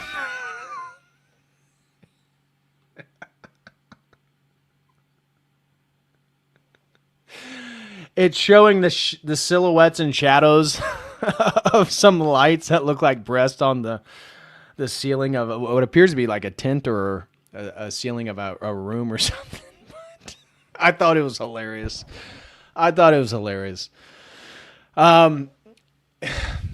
Now for the latest news on the massive downfall of former Secret Service agent Dan Bongino and conservative media star. Remember, he at one point he even had his own show on Fox News. And he was the truth teller. Jan Bongino is going to tell you exactly what's going on with the news and why we got to get rid of the deep state and what the Democrats are doing. You know, he really gained in popularity during the Russia hoax, which actually is in today's news stream because the Russia hoax is now being, I guess, moved forward and prosecuted by the Trump administration. We have an article on that. We'll look at it. But it was during the whole Russia hoax and all that different stuff that Bongino really exploded on Rumble, had the #1 podcast, #1 show. And since taking the position with the FBI and lying to the American public that he knows for certain, he's seen the evidence that Jeffrey Epstein killed himself in his cell. Then, unfortunately for him, Thomas Massie was able to get some of the Epstein documents disclosed and declassified, raising way more questions. I mean, they were speculated, but now we have evidence for incredible crimes, potential cannibalism, not just not just like preteen girls, but potentially very young children involved in some of this stuff. I mean, the list is endless, and some of the horrors that have been uncovered through the Epstein files. But for some reason, Bongino doesn't want to address any of this stuff.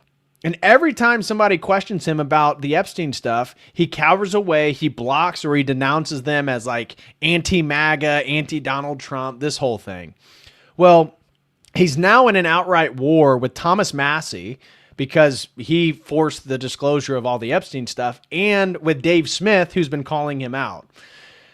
So here, Dan Bongino, you can see this post call him Dan Bongino Stein, swung hard at Thomas Massie, trying to publicly dunk on him like some ex-warrior, but somehow managed to expose that his phone was locked into Israel's time zone the whole time.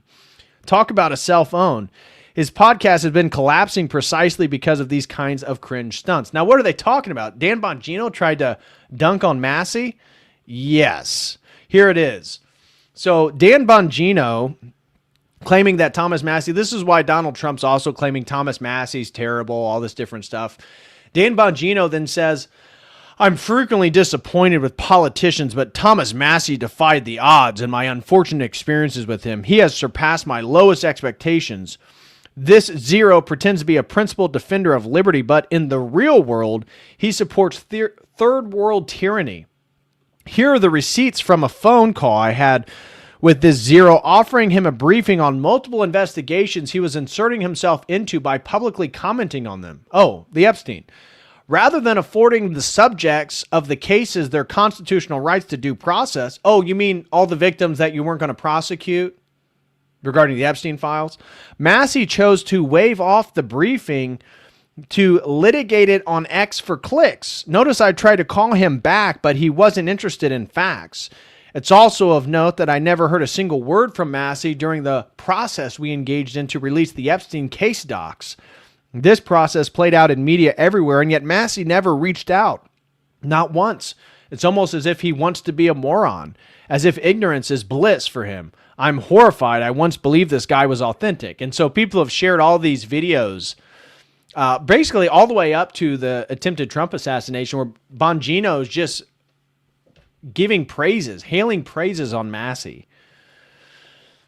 And so he posts these screenshots. Now, you'll see that the time, Thomas Massie then posts his screenshots. And he says, what's going on with his timestamps?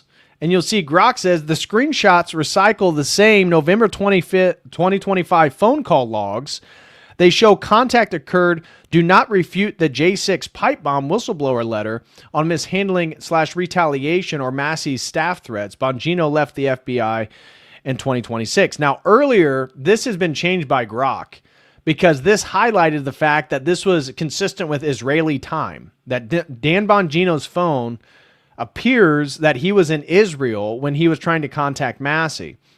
And this has to do with Massie calling out Bongino on, they claim that they had the person that planted the J6 bombs, right? Pipe bombs. And they were using testimony from this woman from the CIA against this other person, claiming that this is the person they arrested and this is the person responsible. Well, Massie highlighted that if you just look at the documents, the CIA agent in question never passed the polygraph test 6 times, and that they were an untruthful witness, and turns out that that woman is actually the one that probably did it. Now, Bongino freaked out because for the last year, he has been pumping up the CIA agent as truthful and combating Massie's lies, and then the bottom fell out. And so Bongino's humiliated. Thomas Massie, again, responds to the first post by saying, Dan, in your first call, which I think was the first and last occasion you and I ever spoke, 1, you seemed upset that I had received and had released FBI whistleblower information about the pipe bomb investigation. 2, I informed you that your staff had threatened to criminally investigate my staff as retribution against me for the pipe bomb or Epstein activity. 3, you threatened to personally finance a defamation suit against reporters on behalf of a suspect. Perhaps it was also a veiled threat to sue me. You said, quote, those depositions aren't going to be fun for the people involved, or something like that. In any case, Deputy FBI Director shouldn't be financing civil lawsuits against reporters covering cases the FBI is working on. 4, you said you're going to call every agent in and get to the bottom of the whistleblower issue. 5, you offered me a briefing, but I was going to be tied up until at least 6 p.m. on the Epstein File Transparency Act. So I asked how late I could get the briefing, and you said you were going to leave the office at 5 p.m. 6, I asked you a few questions on the call, and your answers indicated to me that you were perhaps less informed than me on some of the issues, or you were going to be less than forthcoming. A few hours after the call, I received and released new FBI whistleblower information regarding the all-hands meeting, which matched what you told me in number 4 above, related to concern that the meeting was to call out the whistleblowers. Your second attempted call was the evening I achieved 218 signatures on the Epstein discharge petition, and I had been busy thwarting Mike Johnson's last-ditch effort to derail the Epstein File Transparency Act. I'm not sure why your call logs show 1:36 a.m. You called me in the evening, maybe 8-ish. Note, my staff also had the unfortunate pleasure of receiving numerous late-night calls on signal from FBI staff telling them there was absolutely nothing to the Epstein case and that I should back off. And then Bongino just goes in and claims he's a liar, he's a coward, he doesn't know what he's talking about, this type of stuff. But he got massively ratioed. He continues to get massively ratioed, right? Here's Bongino, 1.9 thousand, 10,000 likes for Thomas Mass. It just goes on and on. And so here is after getting exposed as Tinfoil Terry, that is the burner account of Dan Bongino. So he created a fake X account and began replying to anyone that was critical of him, calling them cunts, calling them derogatory words one way or another. And then people found out that Tinfoil Terry was his burner account making fun of conspiracy theorists. Yeah, I may be a bitch, but I'm serving cunt.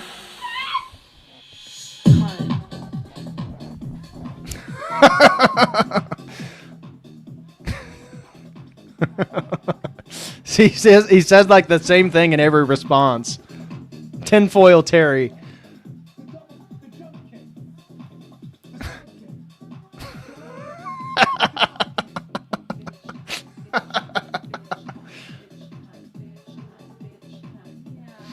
You get it. You get it. It goes on and on with all these.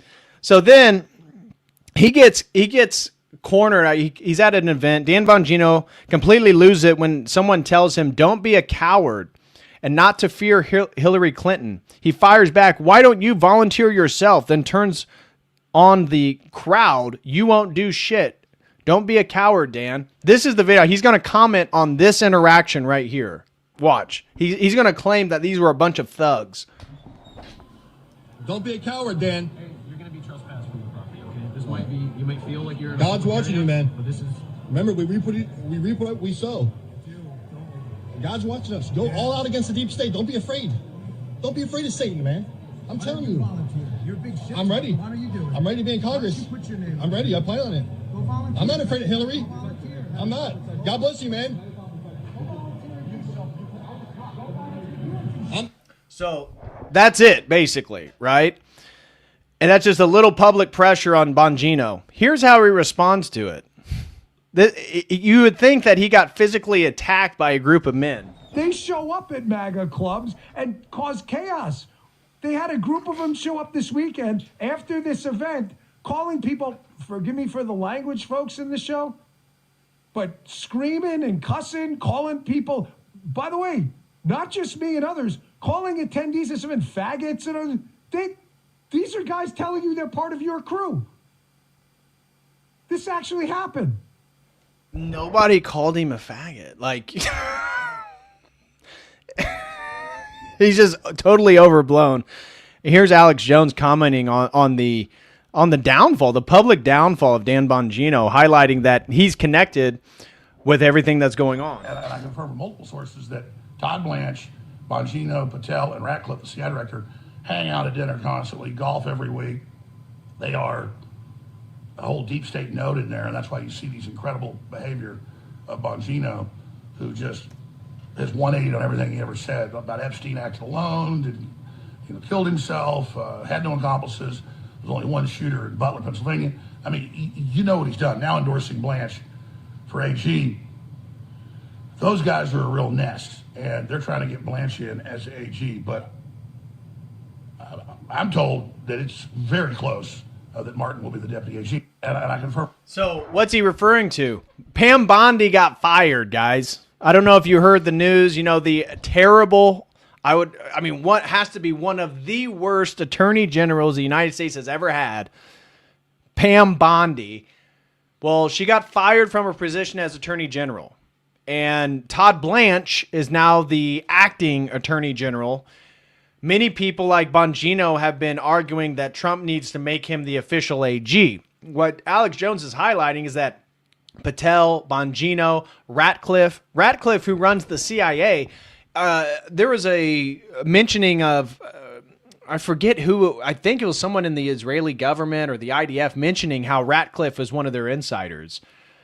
And so Ratcliffe is running the CIA, and he's basically just a globalist Zionist. I mean, very much what it seems Trump is doing, but Trump may have a little bit more nationalism than Ratcliffe, but he is the swamp.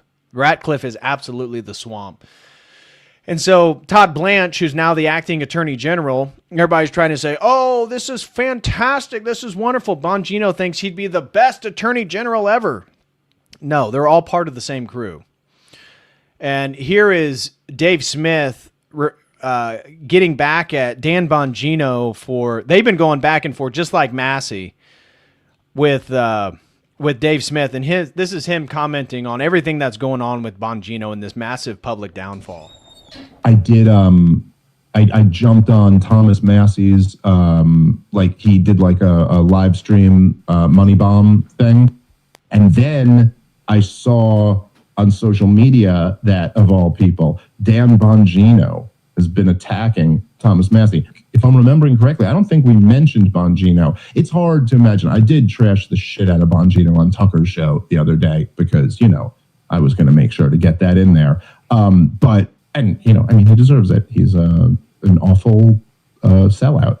So Dan Bongino, of all people, is really going to go call this guy out. What's funny, I said this, I said on Tucker Carlson's show, because I did want to make sure that I got this out on the biggest, right-wing show in the country, that I said, the thing about Dan Bongino is when he started talking shit to me, and then people were like, oh, you should debate Dave and all this. And I said, Dan Bongino will never debate me, and Dan Bongino can never debate anyone for the rest of his life. He can never do one contentious interview for the rest of his life. He can never once. Think about how trapped, what a little bitch Dan Bongino is for life. That he can never have a conversation with someone critical of him because everyone can end him in one question. Every single person can just go, hey, you look the American people in the eye. You said Epstein killed himself. All the files have been declassified now. What'd you see? Where's the proof?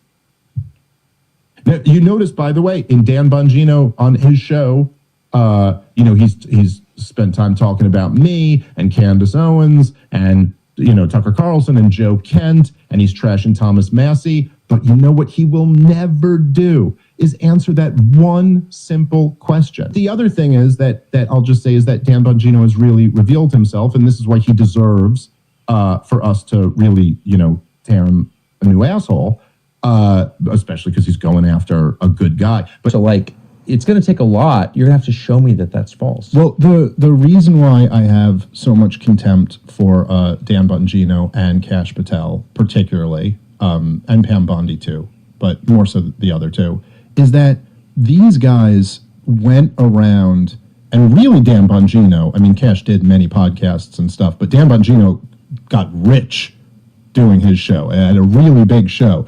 And he flamed that Epstein stuff for so long. Was like, don't let go of this one. This is a huge scandal. We're going to get in there and expose it. And I got to say, every bit as much as the war in Iran, maybe not quite as much as this most recent one, but the covering up the Epstein scandal did so much to damage this administration. Because it went to something very fundamental. The fundamental promise of Donald Trump, and the reason why Donald Trump, I believe the main reason that he rode to political success and won the presidency twice, was that he said he was going to drain the swamp. Which the Trump administration has been anything but the draining of any swamp. All right, so that's the downfall of Dan Bongino. Now, I got to show you these atrocious prayers that have been offered in favor of Trump regarding this Iran war. Now, Paula White, who we've discussed before and exposed her 1,000 different times, she is now, well, there's a video of her recently praying for the death of babies and what she referred to as satanic women's wombs. But she compares Jesus to Trump in this one. White House spiritual advisor Paula White, who's a prosperity Zionist gospel preacher, compares President Trump to Jesus Christ, saying he was betrayed, arrested, and falsely accused. She says Trump rose like Jesus, defeated death, and will defeat all his enemies. It's a familiar pattern our Lord and Savior showed us, she said. Watch this. But the truth of it is, is you are here because of God and because of you.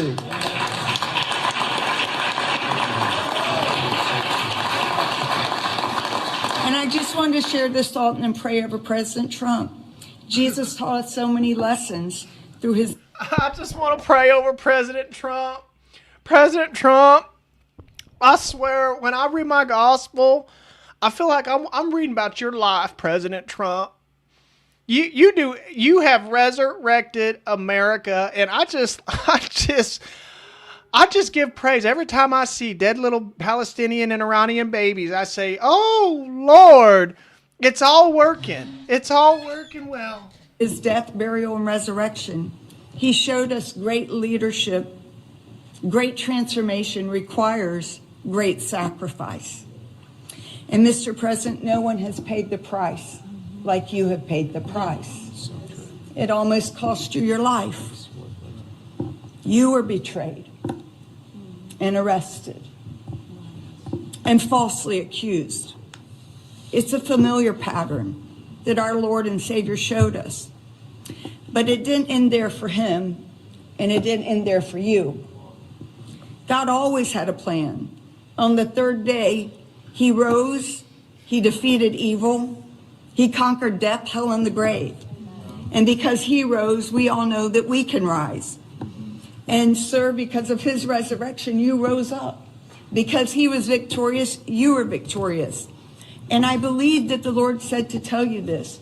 Because of his victory, you will be victorious in all you put your hand to.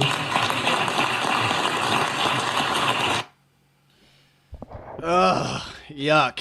Well, if that doesn't bother you enough, here's Franklin Graham, son of the famous preacher Billy Graham, quoting Esther, one of the few books that doesn't actually quote God in it in the Old Testament, how God raised Trump to kill the Islamic Iranians for the Jewish people. Top pastors at the White House Easter press conference or something. So this is from the same one. So we see Paula White compare Trump to Jesus Christ. And then here is Franklin Graham's prayer. Listen to this. Persians, the Iranians, were wanting to kill every Jew, woman, child, and do it all in one day. But you raised up Esther to save the Jewish people. Father, we thank you. Today, the Iranians, the wicked regime of this government, wants to kill every Jew and destroy them with an atomic fire. But you have raised up President Trump. You've raised him up for such a time as this. And Father, we pray that you'll give him victory.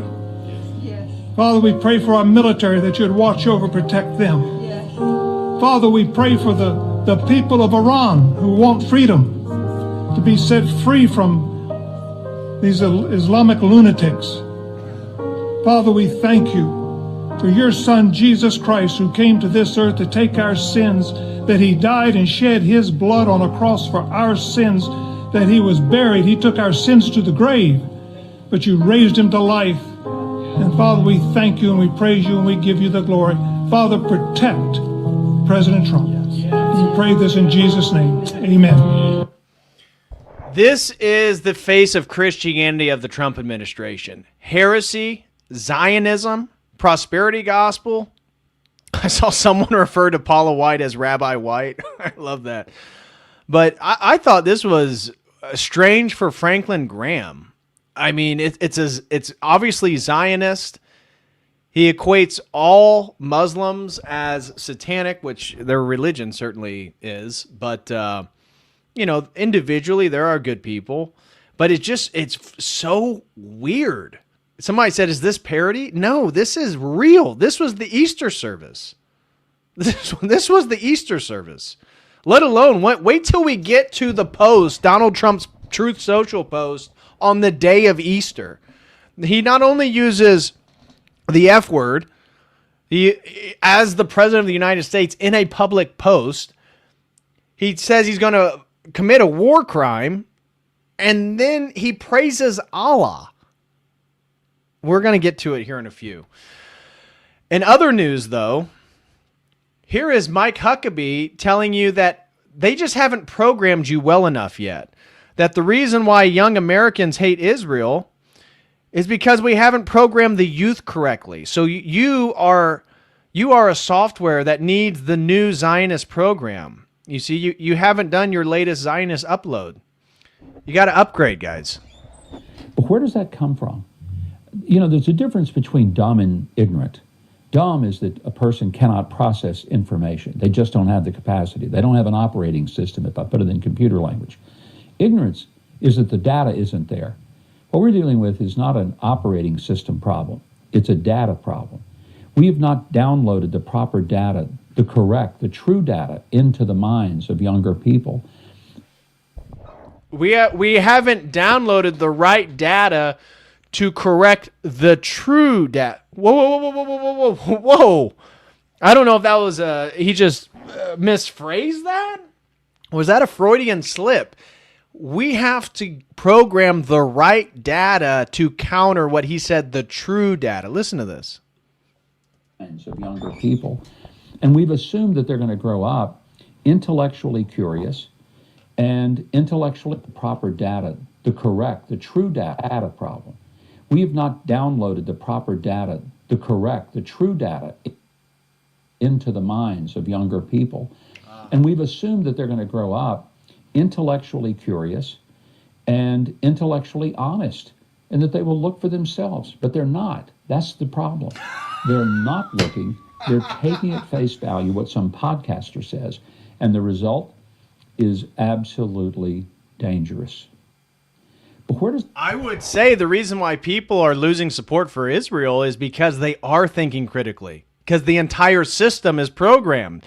And in fact, this woman tells you everything that the Jews are responsible for. Let's listen to this. And the thing that makes this so appalling is that Jews built the left in this country. We built the labor movement. Oh. We broke the New Deal. Oh. 70% of the lawyers who worked on civil rights cases were Jews. Oh. We've been at the forefront of every liberal and leftist issue in this country. Oh, every leftist, progressive, social justice-oriented movement in the country of the United States was instigated by Jews. This is according to her, with the big Star of David around her neck. The absolute chutzpah of saying, you're not welcome here. You know what it reminds me of? When they banned smoking in bars. I was a smoker, and I was so outraged. I was like, if there's going to be a turf war over this, surely the smokers should have gotten the bars, okay? And you can so easily imagine a counterfactual in which the left in America said, wait a minute. We can't oppose Zionism because we would lose our beloved Jews who have been there with us at the forefront every minute that we built this movement. We have to find a way to make sure that Zionists still feel welcome. We could never do that to them. And they didn't do that. They did the opposite. She's freaking out that the Democratic Party is not pro-Zion. I mean, it is. It's still all the Democrat politicians. Let's be real. Even AOC. It's been revealed that she gets AIPAC money, that she's actually claimed Sephardic ancestry during a donation money-raising opportunity amongst like a bunch of Jewish elites. So it's all fake. It's all fake. They're all part of the same party, and this woman's just so upset that the progressive leftists that are pro-Palestine aren't Zionist. Here's an interesting little article I came across. Pamela Paul, writing the New York Times, labels Christianity an un-American, despite the fact that Christians built the country. Oh, in case you asked, yes, she is. So she writes an article titled, "Your Religious Values Are Not American Values," in which she argues essentially in favor of secularism being the ultimate American expression of religion. And she said, Well, you don't even need to go into it. Basically, it's just a promotion of secularism against like what she deems as the dangers of Christian fundamentalism and Christianity in general, what she considers the white man religion. And of course, if you go to the early life section, it's there. It's there every time. Here's another one. San Diego City Council passed a resolution defining criticism of Netanyahu, Israel, and Zionism as anti-Semitic. San Diego adopt the IHRA definition, a definition that equates opposing settlements with hating Jews. They are weaponizing anti-Semitism to protect genocide. They just did this. So again, this isn't totally surprising. This is the platform of the state of Texas and the state of Florida. They have anti-BDS laws. You can't boycott Israel, and they have anti-Semitism laws. You can't speak out against Israel. You can't even say that a Jew has a stronger loyalty to Israel than the United States. That is considered hate speech. Now, here's this. Anti-Semitism has been rising in San Diego and across the country. That's according to Jewish organizations and hundreds of speakers at Tuesday's San Diego City Council meeting. Liat Cohen-Reese directs a local anti-Semitism task force. She says defining it is the city's first step to better fight it. Well, we need language. In order to understand what something is, we need a definition. We need the language. Nearly everyone who spoke agreed anti-Semitism needs to be combated. They disagreed on how to define it. The city adopted the definition of the International Holocaust Remembrance Alliance, or IRA. Now, remember the last drama alert when I highlighted that Marco Rubio posted, this was during all this other stuff going on in the world, but posted congratulations to Argentina for getting their International Holocaust Remembrance Alliance or Association built there in Argentina. Remember, Milei is a massive Zionist. This is the same organization. It's been adopted by dozens of countries and cities across the U.S., including Los Angeles, Chula Vista, and El Cajon.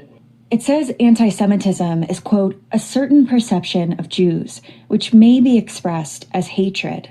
It includes 11 examples. 7 of them involve the state of Israel. Critics say the language has been used to silence criticism of Israel and support for Palestinians. One of those critics is Jewish council member Sean Elo Rivera. He says people must be allowed to both love Jewish people and speak freely against actions by the Israeli government. A definition that cannot hold both of these things at once is not a tool for fighting anti-Semitism. It is a tool for silencing people who care about everyone. He urged the council to consider other definitions, but he was outvoted 8-1. For more on this debate and to read the full definition, visit kpbs.org. So much for the First Amendment, so much for free speech. That is on its way out, along with any sort of constitutional republic people want to keep referring to. It's over, guys. Give it up. Next thing, I want to highlight that King Charles, it seems as if he may be a crypto-Muslim. He made a statement. This was before this recent Western Easter, which was yesterday. Our Palm Sunday is Orthodox. He will not release an Easter message this year. He did, however, release a Ramadan message last month. What are the chances? This was the post. Royal family issues statement as Ramadan begins. King Charles has wished a blessed and peaceful Ramadan to all Muslims around the world. No statement for Christians. And here is him opening up Windsor Castle so Muslims could celebrate Ramadan. That was last year. It was the first time in the castle's 1,000-year history. Meanwhile, he won't even record a message for Christians for Easter year. I'm muting that. I do not want to hear Islamic music.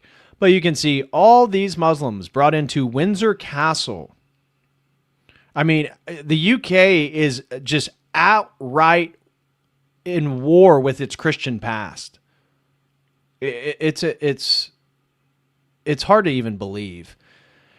And so this is, people then were sharing this video. This was King Charles announces he won't, after he said he wouldn't deliver the message. Back in 1993, he stated, quote, Islam is part of our past and present.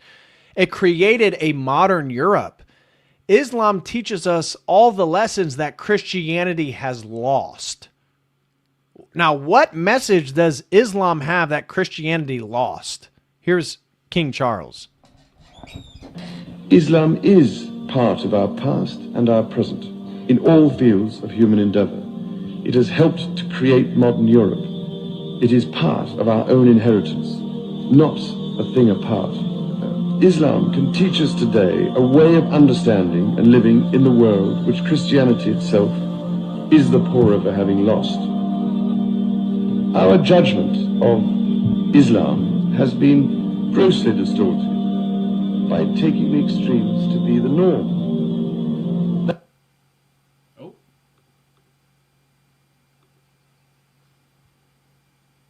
Society, they lead to distortion and unfairness. We in the West need also, I think, to understand the Islamic world's view of us.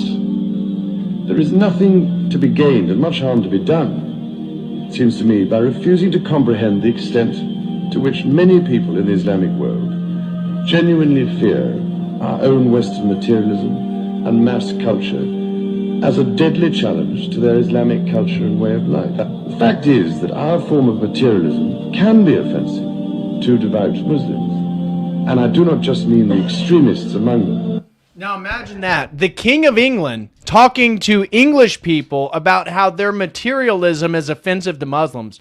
Bro, have you looked at the place in which you live? Have you looked at Windsor Castle? What are you talking about? The materialism of the British people.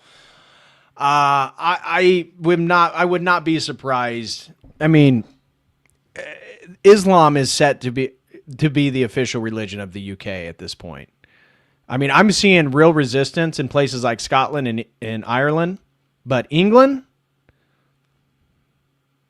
your own king, who's the head of the Anglican Church.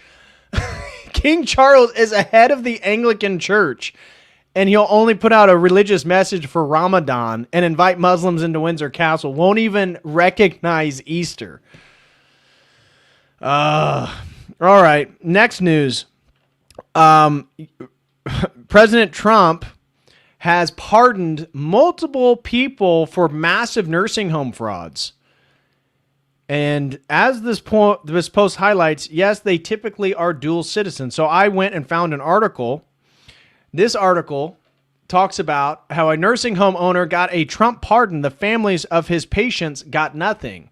Talked about how this guy got pardoned by Trump, and he had like $500 million in fraud. Then he pardoned this guy. So Trump has granted clemency to several figures in major healthcare fraud cases. In 2020, he commuted the 20-year federal prison sentence of Philip Esformis, a Florida nursing home magnate convicted in a scheme that prosecutors said involved about $1.3 billion in fraudulent Medicare and Medicaid claims. The White House cited allegations of prosecutorial misconduct, echoing claims from Esformis's defense that prosecutors improperly invaded attorney-client privilege by reviewing documents seized in an FBI raid.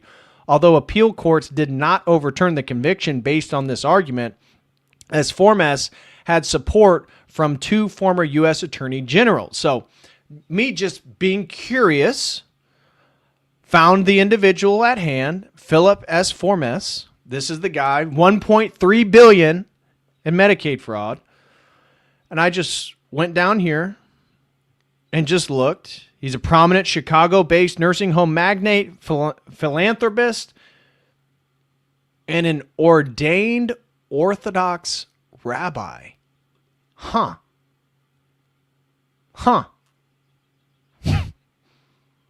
Yep, you're reading that right. An ordained Orthodox rabbi. $1.3 billion in fraud. The same year, Trump commuted the sentence of Judith Negron, convicted in a $200 million Medicare. Let's see if she has a Wikipedia. I didn't even check her. Let's see real quick. Okay. Does not have a Wikipedia. Okay. So anyways, he's commuted. We've seen remember the guy in Colorado, the Israeli who got caught in pedophilia, got sent back to Israel. It just part of a long, and then Schwartz was this guy up here. He also got pardoned. Massive fraud. So business as usual for the Trump administration. This is a little video. I'm not even going to play it. We got so much more to get into. And Jake Shields, I think he's halfway retarded. But this guy that he had on was talking about how cartel members told him that they got trained by the IDF. They got trained by the IDF. And that's why Scheinbaum, out of 26 other candidates were all killed except her to become president of Mexico. The first Jewish woman. Jews are like 0.2% of the Mexican population. Interesting. If you guys want it, I will play it, but we got so much more to get into. This was pretty interesting. This was on Argentinian TV Explodes. This gentleman right here began saying, the entire Israeli government must be killed.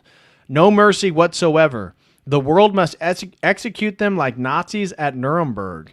Not one should remain. Once the dog is dead, the rabies is over. Annihilation for the modern state of Israel, he says. Pretty strong words coming out of Argentina. Now, remember, Israel is buying up land in Patagonia set on fire by Israelis. So that's happening as well. Here's breaking news. Russian-speaking Jewish man claims Ukraine is becoming the new promised land for Jews. Southern Ukraine as the next Jewish homeland. Now, I mentioned this in previous streams. He openly claims Israel is no longer safe because the tensions with Iran, Turkey, and Egypt. Ukraine is rapidly losing population due to the war. After the flower of Ukrainian youth has been wiped out in the Donbass, Jewish communities now feel safe enough to move there. Southern Ukraine is becoming the new promised land for Jews, and there will be a great immigration of millions of Jews to that region. The speaker argues that the war has cleared the way for this demographic shift. So Треба знати. І ми надеемся, що очень скоро все вернутся. So he says, here, I'm going to read it because it's in Hebrew. We hope that very soon everyone will return here, meaning Ukraine, and not just those millions of people will also be immigrating to Ukraine. This is beautiful and magnificent, he says. There is no extremism here, no radical Islam, which is very dangerous. The people are friendly, and the natural surroundings are lovely. There is no country in the world as good as Ukraine. That is why we expect not only to return to the population of the 53 million people that was there in 1953, or in the 1990s, but to have 70 million people there. We hope that very soon everyone will return here, and not just those 7 million. Okay. That's, yeah. So, okay. He says that. And then I found this article, Harvard Ukrainian Studies, the Journal of Ukrainian Research Institute at Harvard University. It says native land, promised land, golden land, Jewish immigration from Russia to Ukraine. And it talks about massive immigration throughout history to Ukraine, gives a historical perspective. And then this article right here is a Russian diplomat saying, former Russian diplomat Vyacheslav Matuzov, Gaza and Lebanon wars, part of Israel's involvement in the Ukraine war. Millions of European and American Jews are ready to move to Ukraine to build a second Israel. 80 to 100% of Ukrainian MPs have Israeli passports. That was said on October 20th, 2024. He claimed that these conflicts are part of a broader agenda he described as one expansionist enterprise, suggesting that Israel is heavily involved in the Ukrainian conflict. Matuzov alleged that 80 to 100% of Ukrainian parliament members hold Israeli passports. And then here is a clip of Colonel Douglas McGregor highlighting that this fact is actually occurring. Isn't there an argument to be made that the end result is now certain? Why should another fill in the blank? You can tell me better than I can give you. Thousands Ukrainian young men die before the inevitable happens. I think that's ongoing, although, we've seen that 13,000 Ukrainian men between the ages of 18 and 25, just a little over a week ago, were suddenly released and allowed to cross the border from Ukraine into Poland, which was a rather strange development. But now we're also seeing settlements in southern Ukraine emerge, places where the population has been either denuded or is very, very thin. And we're seeing large numbers of Jews establish themselves in new communities. In fact, we have something on the internet that talks about the appearance of police around a community in southern Ukraine wearing American-like police uniforms who are stopping anyone from going into the area who is not Jewish. And the people that wanted to go in there were Americans, but obviously they were Christians. They were halted, turned around, and sent away.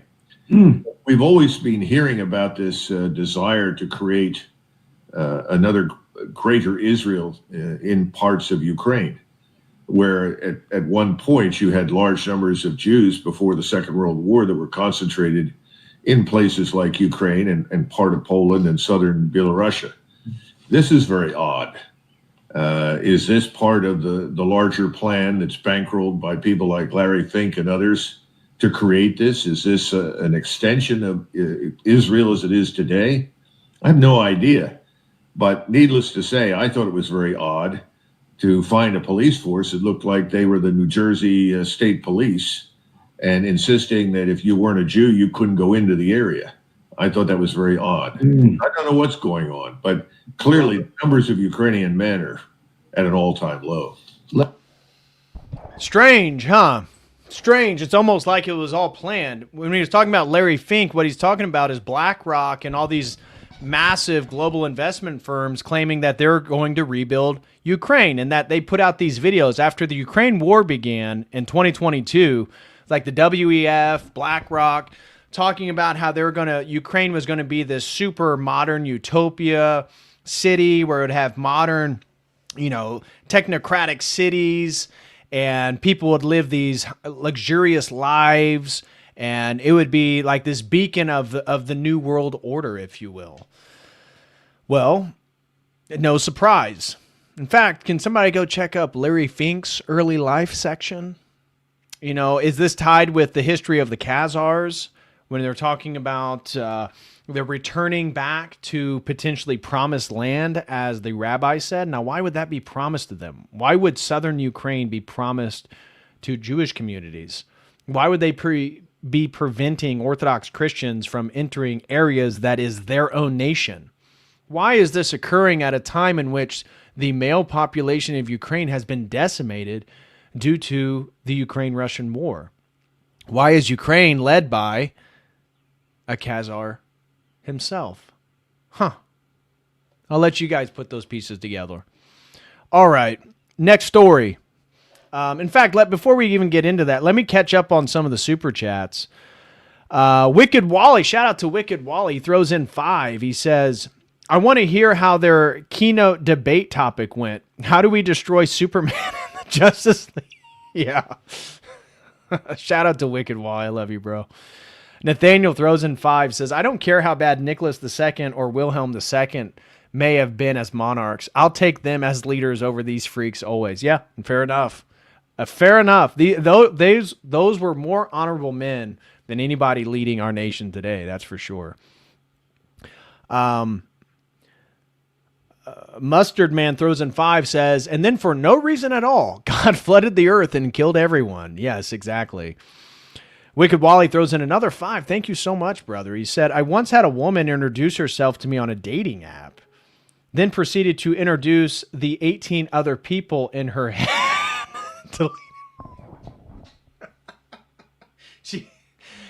What are you talking about? That's the jackpot, Wally. You get one woman with 18 different personalities. It's like 18 different people, man. What are you talking about? That's a win. Kettle Foros throws in 5, said, while most political husbands are busy trying to provide moral support, Byron was much more focused on providing underwired support. Yeah, fair enough. Oh, man.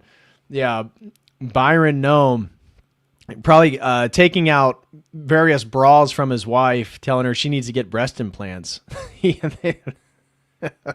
God, these people are so degenerate. They're so degenerate. It's unreal. Oh my, the Eschaton Vigil gives a generous $50 super chat. Wow. Eschaton Vigil, thank you so much, my man. That is very generous. He says it is later than we think. And that is absolutely the case. Guys, go to eschatonvigil.org if you're interested in these prophecies, or if you want to stay up to speed on the timeline. The Eschaton Vigil has the ultimate timeline for us Orthodox Christians. I just shared it right there in the chat. Use that link, and if you want access to all the translated prophecies, become a member over at the Eschaton Vigil. Thank you so much, brother, for that generous support. I really appreciate it. And indeed, it is later than we think. Austin DeTulio throws in 10, says, Codal taxes, blessed Holy Week. There you go. Get your tax. It's tax season, guys. In fact, I got to do my taxes this week. I hate doing taxes. I owe every year. Some of you guys get money back after taxes. I have to send in a super fat check to the government because of making money online. I hate taxes. I got to do that this week. My goal is to do them before Pascha. That way I don't have that over my head. But you got to send in your taxes too, along with your tithes. Make sure you support the Codal Logos News Briefing. PD Store throws in 5, says it's called Biro Bizan. Go there. I don't know what, I think he might be referring to the Jewish ritual. I'm not sure. X Lockstep throws in 10, says, I just got here. Sorry if you've covered this, but can you give a quick breakdown on why they're choosing Ukraine? It is geographically strategic or something? Sorry if this is so loaded. Well, there's debate on why Ukraine. If you're asking my personal opinion, this is my personal opinion, is I do think there's some credence to the 13th tribe theory. Me personally. Now, I know people are going to say that I'm crazy, conspiracy loon. I think there's something to it, and I think it makes sense for why there's such a high number of Jews within Eastern Europe, historically speaking, especially the last 400 years. And as the rabbi highlighted, they had 53 million people in southern Ukraine at one time. And so their goal is to get that up to 73 million in the near future. Ukraine, I mean, it's incredibly fertile land. It is quality real estate. It's outside of Central Europe. It's Eastern Europe. And they have a historical past in that region. Now, I think it's because they are part Khazarian. I think it's the Khazars, along with other Jews that may be actual Semitic and actual Semites, that it is they that occupied that Eastern European region, and that's why the numbers of their demographic percentage is so high. And I think they want to reclaim that territory. And if you want it, what would be a better time than right now? There aren't Ukrainian men to fight against you. You can literally just go in and take the land. And of course, where did we get the term Slav from? Jews selling Slavs to Muslims. That's where we get the word slave. Slave refers to the Jews selling the Slavs to the Muslims. So now you have a Ukraine that is majority female. Perfect opportunity for the Muslims. Okay. So that would be my thoughts on that, Lockstep. Let me just check the Dono chat. Anne throws in 5 over on Dono chat. Says, God bless you all. Well, thank you very much, Anne, for that support. Really appreciate it. Let me check the Streamlabs real quick. Jack throws in 5 over on Streamlabs, says, what would it cost to get back Drama Alert? I love that title so much. Well, I had everybody vote on whether they like Drama Alert or Logos News. Logos News won. Logos News goes with the brand. Logos News sounds a little bit more serious.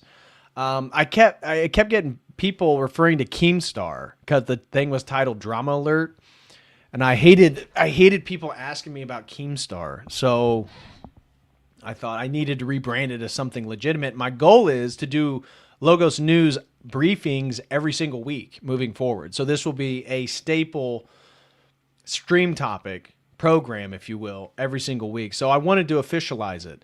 And Logos News goes with Logos Academy, goes with Church of the Eternal Logos, goes with Logos Fitness, goes with the beats that people have made for the channel Logos Music. So everything's Logos something. So that's why I went with it. But if you're willing to offer me a fat check, Jack, maybe I would, I'd be willing to change the title again. But other than that, I think Logos News is best. Anyways, PD Store throws in 5, says Birobidzhan is a Russian oblast in the Far East. Oh, yeah, the Jewish Autonomous Oblast. Yeah, I'm aware of that. It can't be reached by road except from China. Far from anywhere. Yeah, I'm aware. They have the Jewish Autonomous Region. I am aware. I didn't know the name of it, but I'm aware of you can still look it up on a map. So thank you very much, PD Store. We need 9 more super chats to reach our goal for the night, and we still have to get into the Iran war. So let's dive back into our content. Let's finish up some of these topics quickly, and then let's get into the latest news regarding the Iran war. What I had here was just a reference to the fact that 20 CIA and FBI agents have blown the whistle, confirming that Barack Obama and his chief of staff, CIA Director John Brennan, created the false Russia hoax doctored intelligence to overthrow duly elected president of the United States. Okay, we already knew the Russia hoax was fake. I just thought it was worth noting that it looks like they're going to begin prosecuting. But something I didn't have for today that this reminded me because Barack Obama was mentioned. Did you guys see the report claiming that Barack Obama was actually having a homosexual affair with the chef? Remember the black chef that drowned, who was a paddleboarder, but somehow drowned in that pond at Obama's house in Martha's Vineyard? Do you remember that? Well, there's a recent report. I should have had it for today. I didn't even think of it, but this reminded me. There's so much news. There's a report that allegedly Barack Obama was having a homosexual affair or relationship with that man. Who knows if Michelle or Michael Blackman, if they were aware of, they may have been aware of it. It's common with gay couples that they are more open. Anyways, it's believed that they were having some type of romantic fling, and the chef wanted to make it public, which was infuriating Barack Obama. Now, it's not saying that Barack Obama killed him, but it is insinuating that Barack Obama was very upset with him before the man's death because the man wanted to make public his relationship with Barack. So you can look that stuff up. I'm not making that up. If you just take those key terms and look it up, you'll find it. This is from today. DeSantis just signed a bill in Florida now officially banning Sharia law from being enforced in state courts. Again, it's more of a symbolic act than anything else. Gold hit $360 billion a day in 2025. That is nearly triple what it was in 2021. It now trades more than U.S. Treasury bills, more than the euro, more than the Dow Jones. Apple, Nvidia, and Tesla put together average $26 billion a day. Gold does not notice. People are not chasing returns right now. They are scared, and scared money always finds gold because it always has value. So thought that was interesting that we've talked a little bit about the silver market and the gold market. Gold is still up. And then here's the alien stuff. So I've been warning you guys, the alien invasion, they're trying to convince you it is near. We've been getting all these videos of people having sightings here, sightings there. Matt Gaetz is claiming there's an alien-human hybrid breeding program. I'm going to show you that. This is a gentleman, Tim Burchett, talking about these breeding programs and things that he's seen that would horrify the average person. Listen to this. And again, now, here, let me phrase this topic for anybody who's not aware. We as Orthodox Christians typically do not believe that extraterrestrials even exist. If you read the UFO Deception by Father Spirit and Bailey, he does a pretty convincing job of demonstrating the similarities of UFO sightings, of which his wife is one. He actually goes into a UK sighting that was very public. Multiple people saw it. But he makes the case, and it's very convincing, and this is my own personal belief, that these aliens are just a technological facade for demonic activity. They're really spiritual entities. I'm going to show you a video of J.D. Vance echoing that same sentiment. Now, does he believe that or not? I don't know. Is it a way to appeal to the Christian support behind him? It possibly could be. But and Jay's been speaking about this, other people, but I've been saying the same thing that they have for years, that watch out for Project Bluebeam, watch out for the fake alien invasion, watch out for the fake extraterrestrial declassified government documents. They're going to make you think that there's these higher, more intelligent entities that are here to save you, right? It's creating a false savior complex where the extraterrestrials are so much more advanced. And Burchett even says in another video, I don't know if he says it in this one, I watched like 4 or 5 of him, that based on what he said, that you'd have to be, I forget what the word he is, I don't know if it's dumb or misinformed or ignorant or something, to think that we're the highest creation of God. That based on what he said, God can do way more, insinuating that he's seen evidence that God has created extraterrestrials that are way more advanced than us. So here he is talking about that. I don't have a tinfoil hat on just yet, Congressman, but I'm wondering, kind of how you react to that, because you are connected, you're on the UFO subcommittee. I mean, I'm just wondering what you make of that. Have you heard anything like that? Well, I'm still a member of Congress, so I can't really comment too much on what Matt said. But I will say this. So wait, seriously? Are you being serious, or is that I'm being tongue-in-cheek? 100% serious. Okay. I've been 100% serious. I've been briefed by just about every alphabet agency there is. And I'll just tell you this. If they would release the things that I've seen, you would stay up. You'd be up at night worrying about or thinking about this stuff. We just need to disclose it all. I'm sick of it. Well, I was briefed. I'll just tell you this. I was briefed last week on an issue, 2 weeks ago, and it would have set the earth off. This country would have come unglued, I think, if they would have heard all that I heard. They would demand answers, and we need to. But it's never going to get. Unfortunately, it just keeps getting covered up, and the people that know are dying or disappearing, as the case may be. Wow. And for the record, I'm not suicidal, and I don't take risks. I'm glad you said that. I'm speechless, Congressman. Well, We will have you back. You should be. And I told the president, release it all. And the problem is the people that are around the president don't know and the president doesn't know the questions to ask. A few of us are going to have to get with the president and tell him what he needs to ask and where he needs to look. I mean, we're in meetings and they give addresses and tell locations of items, I'll just say.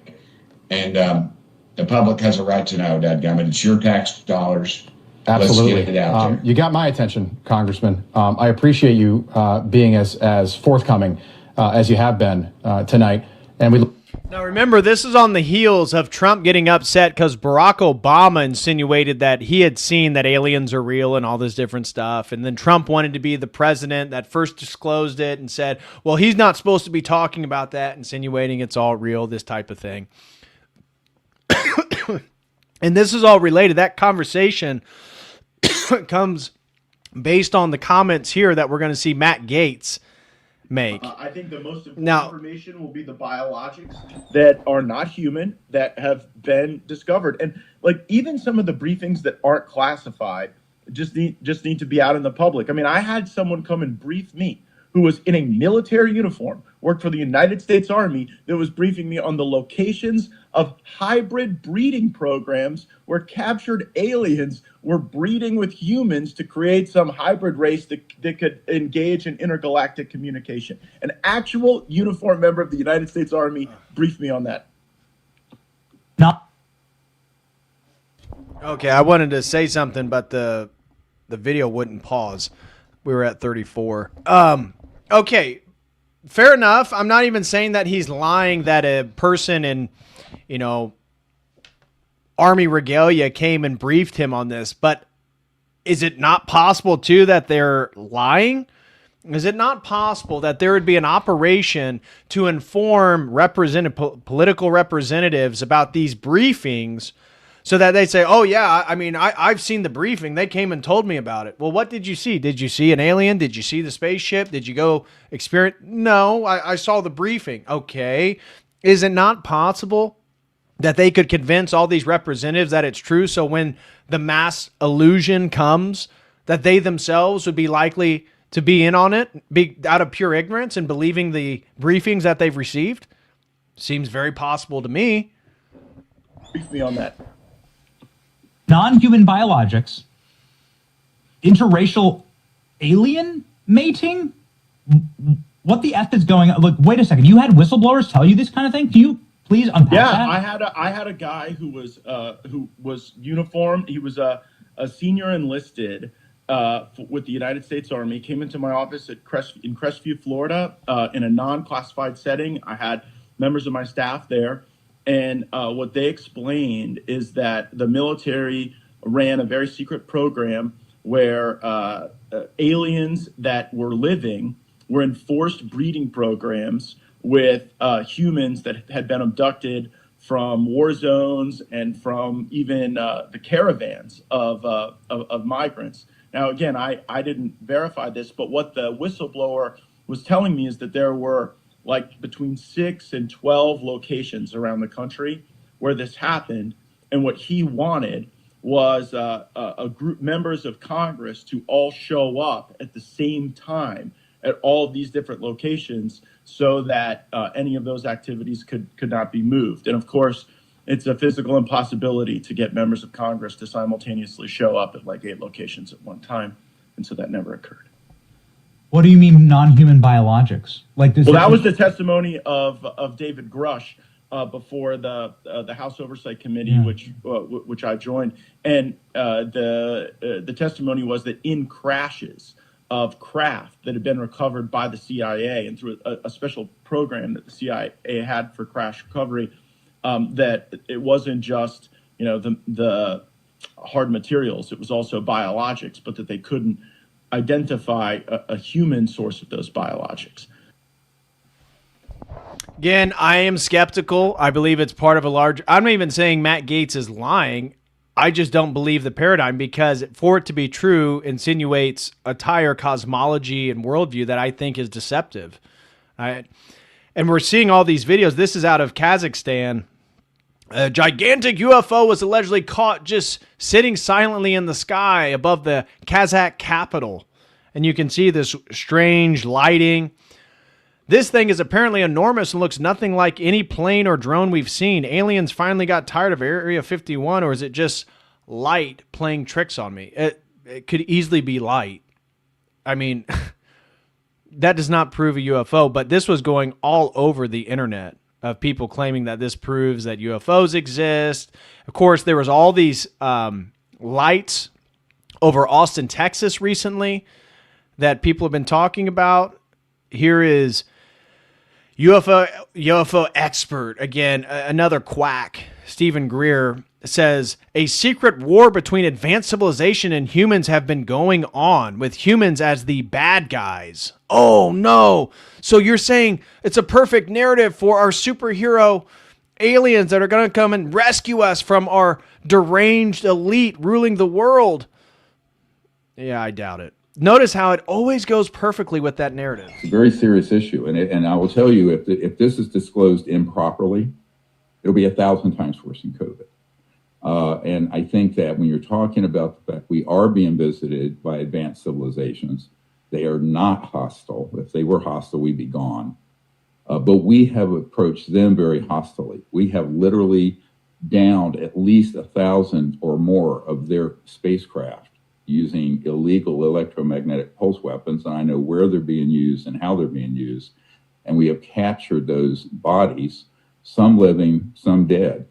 And Mr. Gates was correct in saying that there are some gruesome programs being run by military where they've been trying to combine DNA of these creatures with humans, and they come out with these monstrous looking things that are used to abduct people. So everyone's here of alien abductions. It's not the extraterrestrials doing it. It's a covert human program. And we know this, and we can prove it. So this is a huge story. It's the biggest scandal in the history of the United States in its founding. And I think for our 250th anniversary, we should be liberated from the secrecy, and these extraordinary technologies that could benefit all of humanity need to begin to be looked at, to be brought out. It's a very serious. Yeah, again, not believing it, but it totally goes with the narrative. It totally goes with the program convincing us about our alien overlords and how they're going to come rescue us and protect us. And of course, Joe Rogan just had Bob Lazar on and all this stuff. Here is J.D. Vance being asked about the UFO question as well by Benny Johnson, who's sort of obsessed with this topic. And he says, I don't think they're aliens. I think they're demons. Now, that is exactly what most Christians think that are biblically savvy and theologically traditional.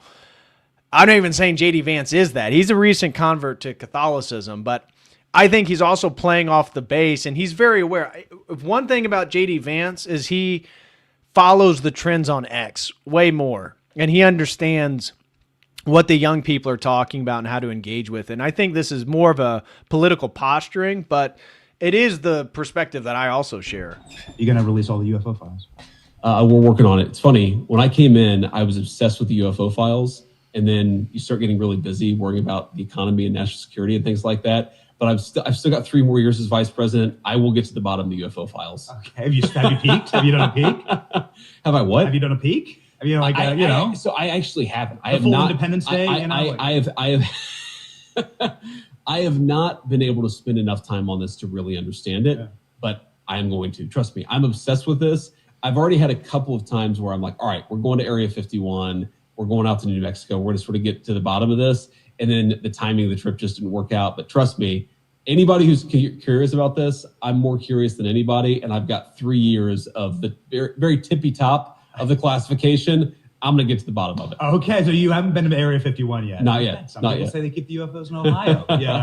Hangar 18, right? I've I've heard that as well, but I don't know. I haven't looked into it yet. Okay. All right. Well, we're waiting for it. We saw aliens. You know me. We saw aliens.gov. I don't think they're aliens. I think they're demons anyway, but that's a longer discussion. Well, I can't let you go without a follow-up on that. Because Barack Obama is on this podcast and he goes, yeah, aliens are real, but here's where they're not. And, I did not. And so Obama says, yes, aliens he gets asked point blank, are aliens real? Says, oh, yeah. And then he goes, but they're not at Area 51. Where are they, bro? Well, that's what he says. Okay. Right. That's a great question. Trump had to go save them, and he said he's going to declassify. Okay. So you think they're demons? Well, look, I think that celestial beings who fly around, who do weird things to people, I think that the desire to describe everything celestial, everything is otherworldly, to describe it as aliens. I mean, every great world religion, including Christianity, the one that I believe in, has understood that there are weird things out there, and there are things that are very difficult to explain. And I naturally go, when I hear about sort of extra natural phenomenon, that's where I go to, is the Christian understanding that, there's a lot of good out there, but there's also some evil out there. And I think that one of the devil's great tricks is to convince people he never existed. Again, is that what he really believes? Who knows? Does a traditional Christian marry a Hindu? Probably not. But that's, again, his position is essentially what my position is that aliens are in fact demons, and that this is part of the Antichrist religion. It's getting us to venerate the demonic entities that are already around us. Now, the strange thing that's going on here as well is that this guy who's referred to as the gatekeeper of UFO conspiracies, has vanished along with a bunch of other people. And so I covered this in a previous drama alert, but now that we're talking about aliens, I think it needs to be reiterated of all these weird disappearances of quote unquote NASA scientists working on the alien question or gatekeeping it. Like one of these individuals is known as the gatekeeper, working for the government for decades, and then just mysteriously disappeared. Now, the only thing that would make sense is if they knew something about the cover-up program that the elites that are going to try to deceive everybody with the aliens don't want people to be able to come out with. So I think this might be, again, I don't even know if there is a conspiracy. It is strange how many NASA alien-related scientists are disappearing, but why would that happen? Potentially they know something that the government wants to not be let out, potentially undermining this whole alien facade. Police are searching for a retired Air Force general who vanished in New Mexico. William McCaslin went missing last month. Members of Congress are warning this could be a national security issue. The general was involved with the Pentagon's most advanced aerospace research. He oversaw a classified space weapons program. McCaslin was in charge of the Air Force Research Lab at a base in Ohio. It's rumored that base holds extraterrestrial debris from the Roswell crash site. The general was tied in with the UFO community. A source told the New York Post the general was a gatekeeper for anything UFO related in the Air Force. He retired due to mental fog, but investigators say he's still highly intelligent and capable. McCaslin was an avid hiker. His wife last saw him leaving with a backpack and a .38 revolver. No phone, no glasses. He disappeared 6 days right after Trump announced he was releasing the UFO files. And he's not the only one. 8 months before the general vanished, a rocket scientist who worked under him years ago also went missing. She was hiking in California with 2 other people. They saw her smiling and waving 30 feet behind them. When they turned back again, she was gone, vanished in plain sight. They searched for days and couldn't find any trace of her. This is a very, very strange situation. And 11 days before the general disappeared, another scientist was shot dead on his porch. Carl Grillmar was known for discovering signs of water on a distant planet. He was gunned down in California. Freddie Snyder was later charged with his murder. He has a rap sheet, but was let out of jail by a Newsom-appointed judge weeks before he allegedly killed the scientist. We still don't know his motive. And we don't know if these cases are even connected. But this many top scientists getting killed or going missing in just under a year looks like a major red flag. And then regarding the UFO, quote, sightings over Austin, Texas, we're not going to play this whole thing. We'll play just a few minutes of it. But this is Alex Jones addressing the fireball/orbs over Texas has been discovered. Alex Jones interviews top UFO secret technology researcher Daniel List in this full must-watch interview. Now, we're not going to watch the whole thing, but I'll play a little bit of it. Now, Alex is a little bit more of a UFO alien believer than myself. What the heck? What just happened? Let me go back.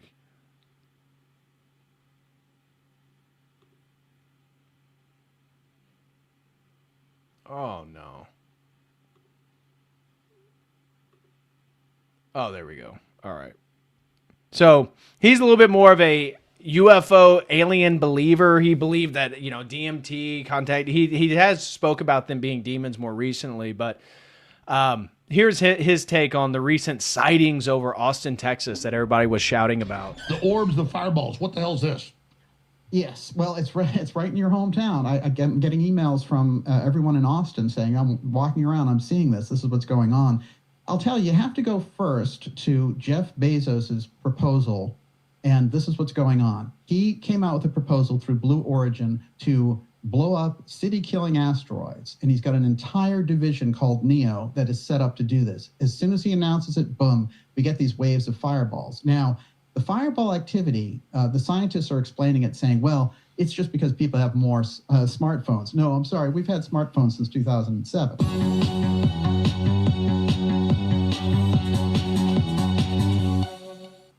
remember in 2019, it was really weird how this stuff works. It's very esoteric.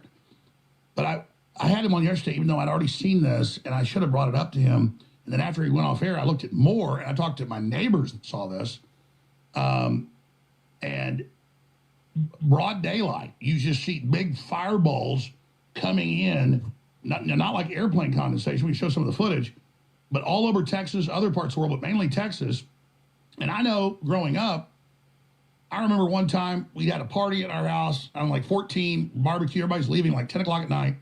I'm standing outside with my parents by the pool, and this giant fireball comes in and does, huge. And then the next day it was the newspaper. It was part of the International Space Station. They decoupled. Now we know now from the time, when I was 14, that there are 20 times the satellites, 100 times. Man, my God, Elon's launched thousands. And we know that they can, be, when they're gotten rid of, they can be sent into the atmosphere to be destroyed. So there's some videos of the orbs, the UFOs flying over Austin, Texas. Again, not very convincing to me, but it could be space debris. We got the first Canadian woman, black man going to the moon. I didn't even incorporate any of the NASA stuff in today's news stream because what's there to say? Their toilet's not working. We're supposed to be celebrating the first black man and woman going to space. Oh, okay. I have my own questions about everything, but whatever. So with that being said, guys, we need 2 more super chats. We got 10 more minutes, but it's time to get into the latest with the Iran war. This is the latest of what's going on. Everything regarding the rescued pilot, the latest with Iran, Israel. And I'll just tell you right now, Israel's getting absolutely rocked. Absolutely. Wait till you see some of the videos I'm getting ready to show you of what the mayhem that's occurring in Israel right now. As I told you before, the Iron Dome and all the intercepting missiles are not as effective. Many of the batteries have been destroyed. Hezbollah has actually been putting up a pretty tremendous fight in southern Lebanon, even though ultimately Israel's been able to take and annex southern Lebanon. They've experienced quite a few casualties due to Hezbollah in Lebanon. So Israel's getting rocked. The people are ready for the war to end. Netanyahu's going to do everything he can to prevent it from ending, and Iran's getting rocked. But now Trump is wanting to, I guess, 48 hours. So tomorrow night, Tuesday evening, if there's not a peace negotiation between the United States and Iran, Trump has threatened that he's going to blow up the nuclear power plants, all the electric grid, and every bridge in the country of Iran. Now, this is technically a war crime because those are civilian infrastructures. You're not supposed to be targeting civilians. It's one thing to target, ammunition warehouse or a nuclear bunker where they're trying to enrich uranium or whatever it may be. Their Navy, their Air Force, which were claim, have been destroyed, but they're still taking down U.S. aircraft due to their anti-aircraft missile technology that they have, which it appears to be more successful than we were ever told. So that's the kind of the state right now is Trump is trying to get out. It's believed, and we were talking about this whole thing with the pilot rescue, and I was telling you about a potential mission that was really about recovering enriched uranium, where they're going to send in the SEALs. They were going to deploy them to go inside the underground bunkers, kill the Iranians, take the enriched uranium, get out of the bunkers, and then fly out. And Trump believed that this would end the war because Netanyahu would not be able to argue that they can make a nuclear weapon if they took the enriched uranium. Now, that operation is totally off the table now. Whether that was on the table before or not, or that was what they were getting ready to do when this pilot went down, we don't know for sure. We don't even know how many official casualties there are. But it appears that the United States, Trump is trying to get out of this war as soon as he can. We're being told that he's in negotiations with China, Russia, India, and through Pakistan with Iran to try to come to some agreement, though he's lost all leverage because he can't shut down, or he can't reopen, I guess. He can't reopen the Strait of Hormuz. Iran is actually making more money than they were before because they are now forcing nations to pay a toll to pass through the Strait of Hormuz. Their oil before the war was sanctioned. It's now not sanctioned. They're selling it for more money. Before the war, the Strait of Hormuz was open and Iran did not control it. There was no toll fee. Well, now there is. So now Iran, even though they're getting bombarded with missiles by the U.S. and Israel, are actually making more money off their oil now than they were before the war. And this is kind of the state of the war, is that Iran is putting up a fight that apparently the Trump administration didn't expect. Some of the intelligence that Israel gave us has turned out to be inaccurate. Netanyahu is claiming that the goal of this war is for Israel to become a superpower, and it is not going to be ending anytime soon. And then you have Trump acting as if he putting out these weird posts. Wait till I show you his Easter Sunday post. So here is Hegseth. He says, this is the Interceptor. This is what I was telling you about. We don't know the official amount of casualties of the United States. According to the Intercept, hundreds of U.S. personnel have been killed or injured in the region since the U.S. launched a war on Iran just over a month ago. CENTCOM has sent outdated statements on casualty numbers.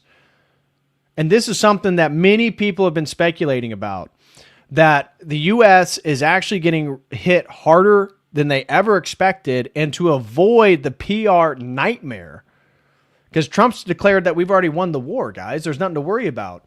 To avoid the PR nightmare, they aren't even releasing the amount of casualties. In fact, some of these downed aircraft we only know about not because the U.S. stated that it happened, because there's video of Iranians watching the plane crash. And so, gosh, I really want to find the Easter post first before we even get into all this other stuff. Where's the Easter post?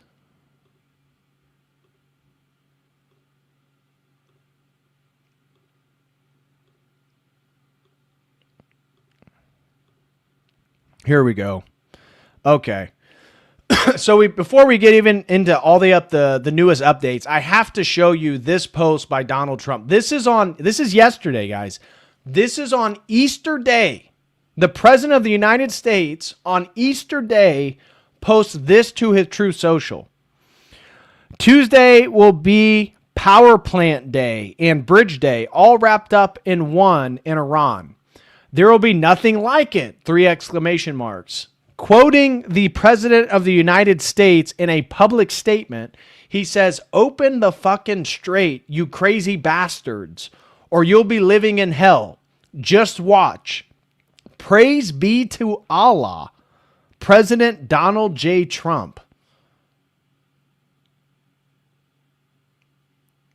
So in this one post, we have him declaring that he's going to commit war crimes against the civilian population of Iran by targeting all their power plants and all their bridges. He then says, "Open the fucking strait," which is not language appropriate for any world leader, especially when you're making a public statement that children could read. The news had to blur out his post, like the mainstream media, like just news organizations. And then after all this, calling them crazy bastards because they won't give up, says, "Praise be to Allah." And it's like, I guess he's trying to mock the Muslims. He's trying to mock the Muslims because he's going to destroy their power plants and their bridges and claim this is all praise to Allah or something. Now, Allah is just Arabic for God. But obviously him even evoking the Arabic term for God is strange, right? Allah itself is not, it's just a generic term. I mean, and Christian prayers in Arabic use the word Allah to refer to God. So But the post is wild. People are speculating that Trump is potentially an early onset of dementia because he says one thing, as we talked about before, he'll say one thing that we've already won the war. The strait doesn't matter. If Europe wants the strait, they can open it. And then the next day says, you better open the fucking strait or we're going to bomb you back to the Stone Age where you belong. It's like, but dude, just yesterday you said it doesn't matter. You told the Europeans to do it, which declined. And now you're threatening Iran to do it's like, you can't understand what's going on. It really appears to be a man who never wanted to go in this war, whether he was blackmailed or he's just a staunch Zionist. He clearly listens to the wrong people. I mean, look at the people in his cabinet. But whether it's Netanyahu that forced his hand in one way or another, and he's trying to find an off-ramp. And he seems to not be mentally well.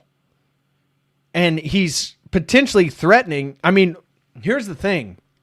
I was looking into what bombs the U.S. had used in this war so far. We've used basically every type of bomb except nuclear weapons. Our bunker buster bombs that are dropped by, the B-1, B-2 fighters, they aren't even strong enough to reach these underground bases that are built inside mountains. And even if we were to drop like a Hiroshima atomic bomb, it wouldn't even reach the bunkers where they have some of their, again, nuclear enrichment, enriched uranium, whatever it may be, these deep underground bunkers. The only thing we have left now is nuclear weapons. We have either full-blown boots on the ground operation invasion like Iraq, or we drop nuclear weapons, which would absolutely, as Russia already said, do not use nuclear weapons, Israel and United States. If you use nuclear weapons, we are in this war. And it's like Trump has, where's he going to go? What leverage does he have? What leverage does he have with Iran? Iran saying, okay, bomb us then. If that's what you're going to do, bomb us. But their plan, Iran's plan is just to fight until the U.S. has nothing left. And then they win. You see, Iran wins by just resisting. Iran wins by just existing after this war. And Trump, I mean, at this point has no leverage. That's where it's almost scary because what is the U.S. government going to do? Hegseth and these Zionists that are around Trump, there's claims that there's back channel negotiations. The IRGC is rejecting that these negotiations are taking place. And this is the president of the United States right now. He's living in a delusion. Wait till we see all the videos that I'm showing. The guy is divorced from reality. And part of the problem is the people he's surrounded with. They give him a misguided perception of the war, of events, of things going on. So here's Trump today. Trump just told the story. U.S. were close to a deal with Iran. Then Witkoff, Kushner, and VP Vance called saying they were breaking it. Trump's reply, tell them to look out their window. And the biggest bridge was taken down. So this was, I'm going to show you the video of the bridge taken down.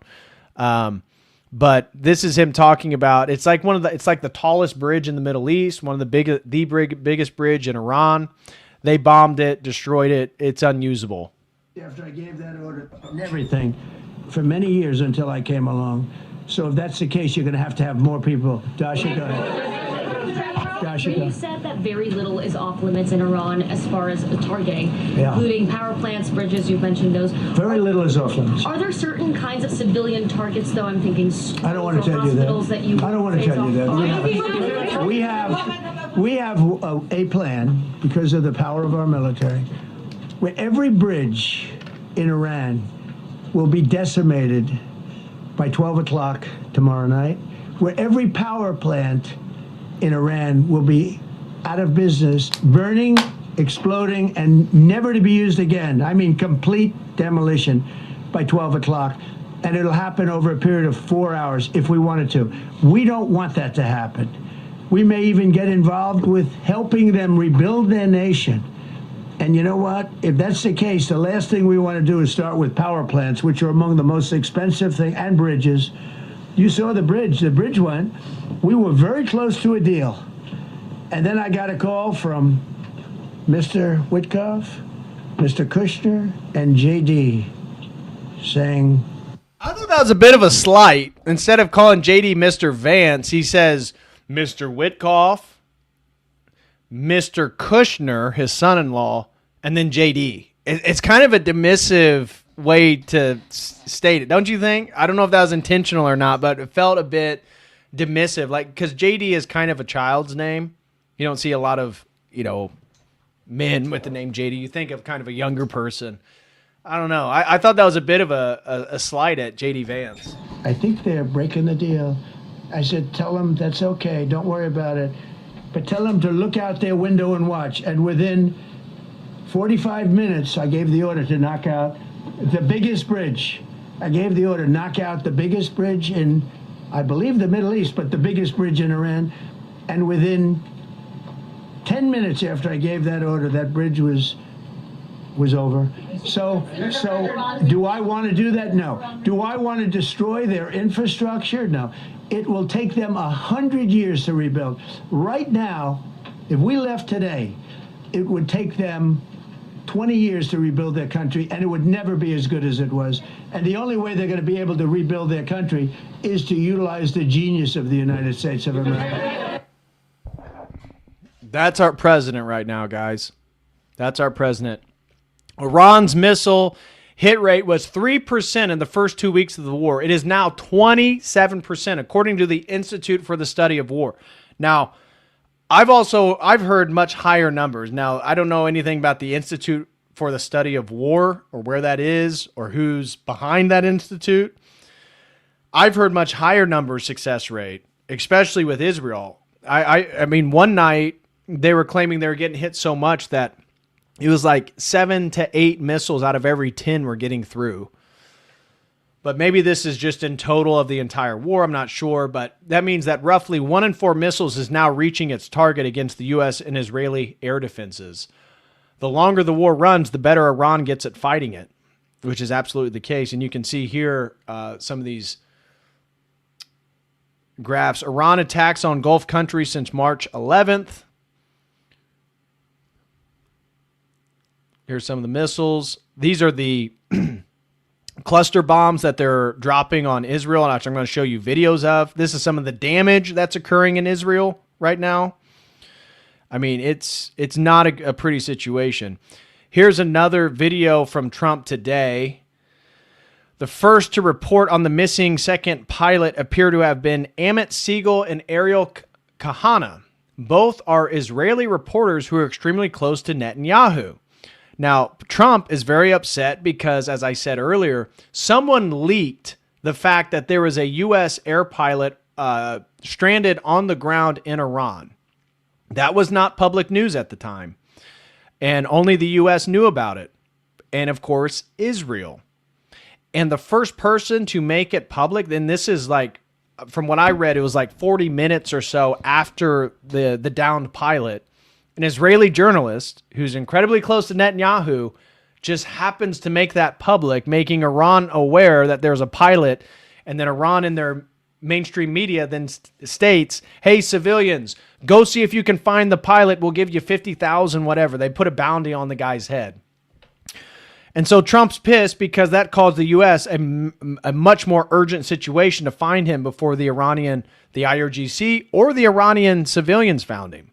And so here's Trump addressing the leaker, who we now know is Israeli. As you probably know, we didn't talk about the first one for an hour. Then somebody leaked something, which we'll hopefully find that leaker. We're looking very hard to find that leaker. And talked about there's somebody missing. They basically said that we have one and there's somebody missing. Well, they didn't know there was somebody missing until this leaker gave the information. So whoever it was, we think we'll be able to find it out because we're going to go to the media company that released it, and we're going to say, national security, give it up or go to jail. And we know who, and you know who we're talking about, because some things you can't do. Because when they did that, all of a sudden, the entire country of Iran knew that there was a pilot that was somewhere on their land that was fighting for his life, And it also made it much more difficult for the pilots and for the people going in to search for him. All of a sudden, they know that there's somebody out there. They see all these planes coming in. It became a much more difficult operation because a leaker leaked that we have one, we've rescued one, but there's another one out there that we're trying to get. So actually, the country, Iran, put out a major notice, you all saw it, offering a very big award for anybody that captures the pilot. So in addition to a hostile, very talented, very good, very evil military, we had millions of people trying to get an award. So when you add that to it, but we have to find that leaker because that's a sick person. Probably didn't realize the extent of how bad it was. I can't imagine that the person did, but we're going to find out. It's national security, and the person that did the story will go to jail if he doesn't say, and that doesn't last long, and I think everybody would understand it. They put this mission at great risk. They put that man at great risk, and they put the hundreds of people that went in looking for him, because everyone now knows that we're going in. Now, do we really expect Trump to do anything once he's made aware that it's an Israeli journalist that works directly with Netanyahu? There's word that Trump is already upset because Israel continues to attack sites the U.S. government asked them not to attack. And I agree with the comment that Eek says here. It sounds like he doesn't want to do it, but he's frustrated and out of options. He is out of options. He should have never instigated this war. He's in a lose-lose situation now. The only thing he can do is declare victory and pull himself out, but we won nothing. We gained nothing. We lost all the air bases in the Gulf. We already lost, according to the U.S. government, 13 soldiers. Now, according to The Intercept, it could be over 100.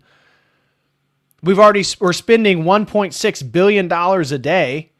We've lost, as I'm going to show you, like 13 aircraft, totaling well over $500 million in aircraft that's been downed.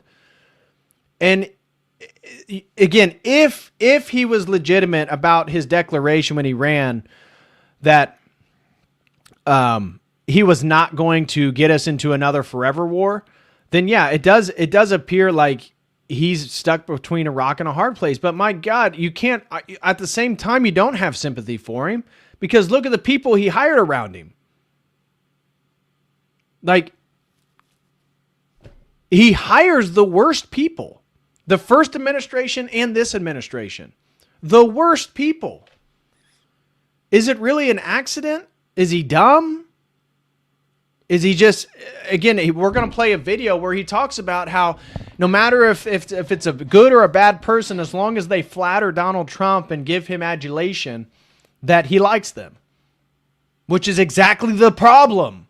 He's not a principled man. There's no principles. His only principle is whether they treat him nice or not. Where they bow down to him. And so I do think this is wearing on him because there is no out now. And why would Israel want to make it public that there's an American pilot? Because they want more American casualties. Because if more Americans die, it's going to force us to have a bigger military response.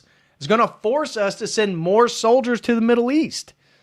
That's exactly what Israel wants.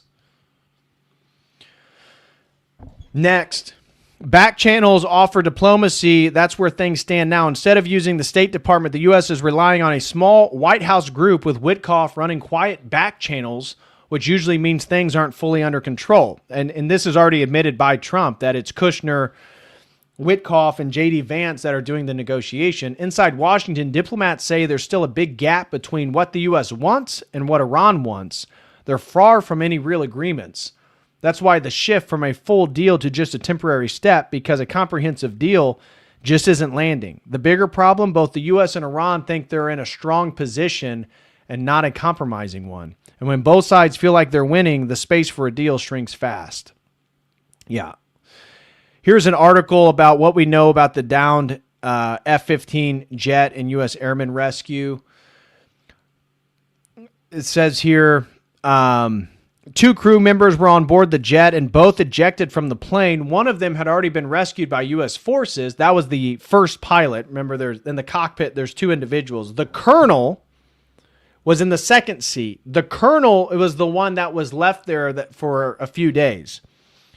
The colonel, it isn't even clear why a colonel was in that seat unless he was actually leading the command from that cockpit, which insinuates that there may have been a larger operation underway, which insinuates it may have been the one to extract enriched uranium. We look at this graph here, and we can see that here's the wreckage of the U.S. transport craft here in Isfahan. U.S. search aircraft filmed operating in this area. Now, it's miles away. And again, all the details surrounding the rescue are still unclear. There's not a whole lot we know.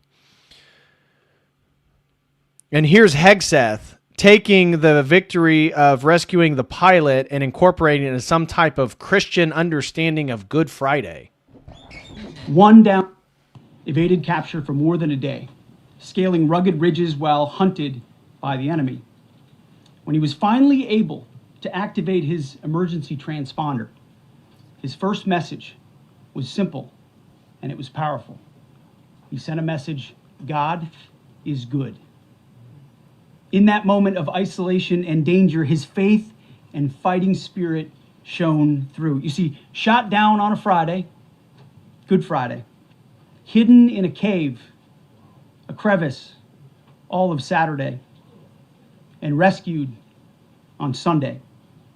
Flown out of Iran as the sun was rising on Easter Sunday. A pilot reborn, all home and accounted for, a nation rejoicing. Now, this is important and significant not because of the analogy with Good Friday or whatnot. It's because Hegseth in 2018 said he wanted to create a global religious war so that Jews could build the third temple because he's an arch-Christian Zionist. And so using this religious rhetoric appeals to the MAGA base that still isn't questioning the war with Iran, which is a lot of evangelicals. I watch videos of young men, evangelical Protestant men, joining the military right now. There was a video of one kid talking about how he's going to be deployed soon and that he signed up to fight, the enemies of the United States. And he said basically all the propaganda about Iran, about how they're an existential threat and all this stuff. And you feel bad. The kid's like 19 years old. Looked like an athletic kid, looked like he played sports and stuff, signed up for the U.S. military. And it's just also sad in that this religious rhetoric is appealing to a certain segment of the American population. Here's Trump also today declaring that one of the U.S. objectives is to homosexualize Iran because they don't care about gays. I kid you not. This is, again, the President of the United States. You talk about, freedom for Iran. They don't tell you the real facts. Women, men, gays. How about gays for Iran? They kill the gays. They throw them off buildings. So I wonder what's going on. I can only say this. They want us to keep bombing, even if it jeopardizes, because their life is in much greater danger. They want. This is the semantics and the rhetoric he's been using is that the Iranian people want the U.S. to keep bombing the civilian infrastructure because it puts pressure on the IRGC. Even though we're seeing videos of millions of people in the streets, the Iranians, the support for the IRGC has never been higher. It's doing the exact opposite, as everything does. Look at 9/11 and how it galvanized the United States. Massive national tragedies actually galvanize the population. It doesn't divide them. Want freedom for Iran, but it's very hard for them to protest. I actually tell them, I said, don't go out. I fully understand. Nobody in this room would go out.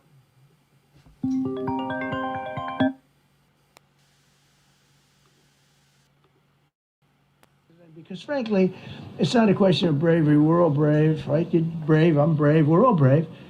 But we're also intelligent.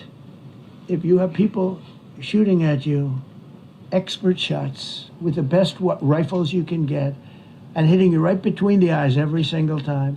And you're looking here and you're seeing and you're looking here.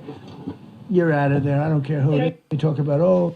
And also another thing that he admitted today that he probably shouldn't have is that the U.S. sent weapons to arm the Israeli CIA MI6-backed protests in Iran right before the war launched. That the U.S., Donald Trump admitted, I don't know why he did, that they sent a shipment of weapons to them that were stolen by the mediator who they were sending the weapons to. So there was a group of Muslims they were sending the weapons to that were supposed to give it to the protesters in Iran. They send all these weapons, and then the Muslim group that's the mediator just keeps them all. He admitted that today on national television. On national television.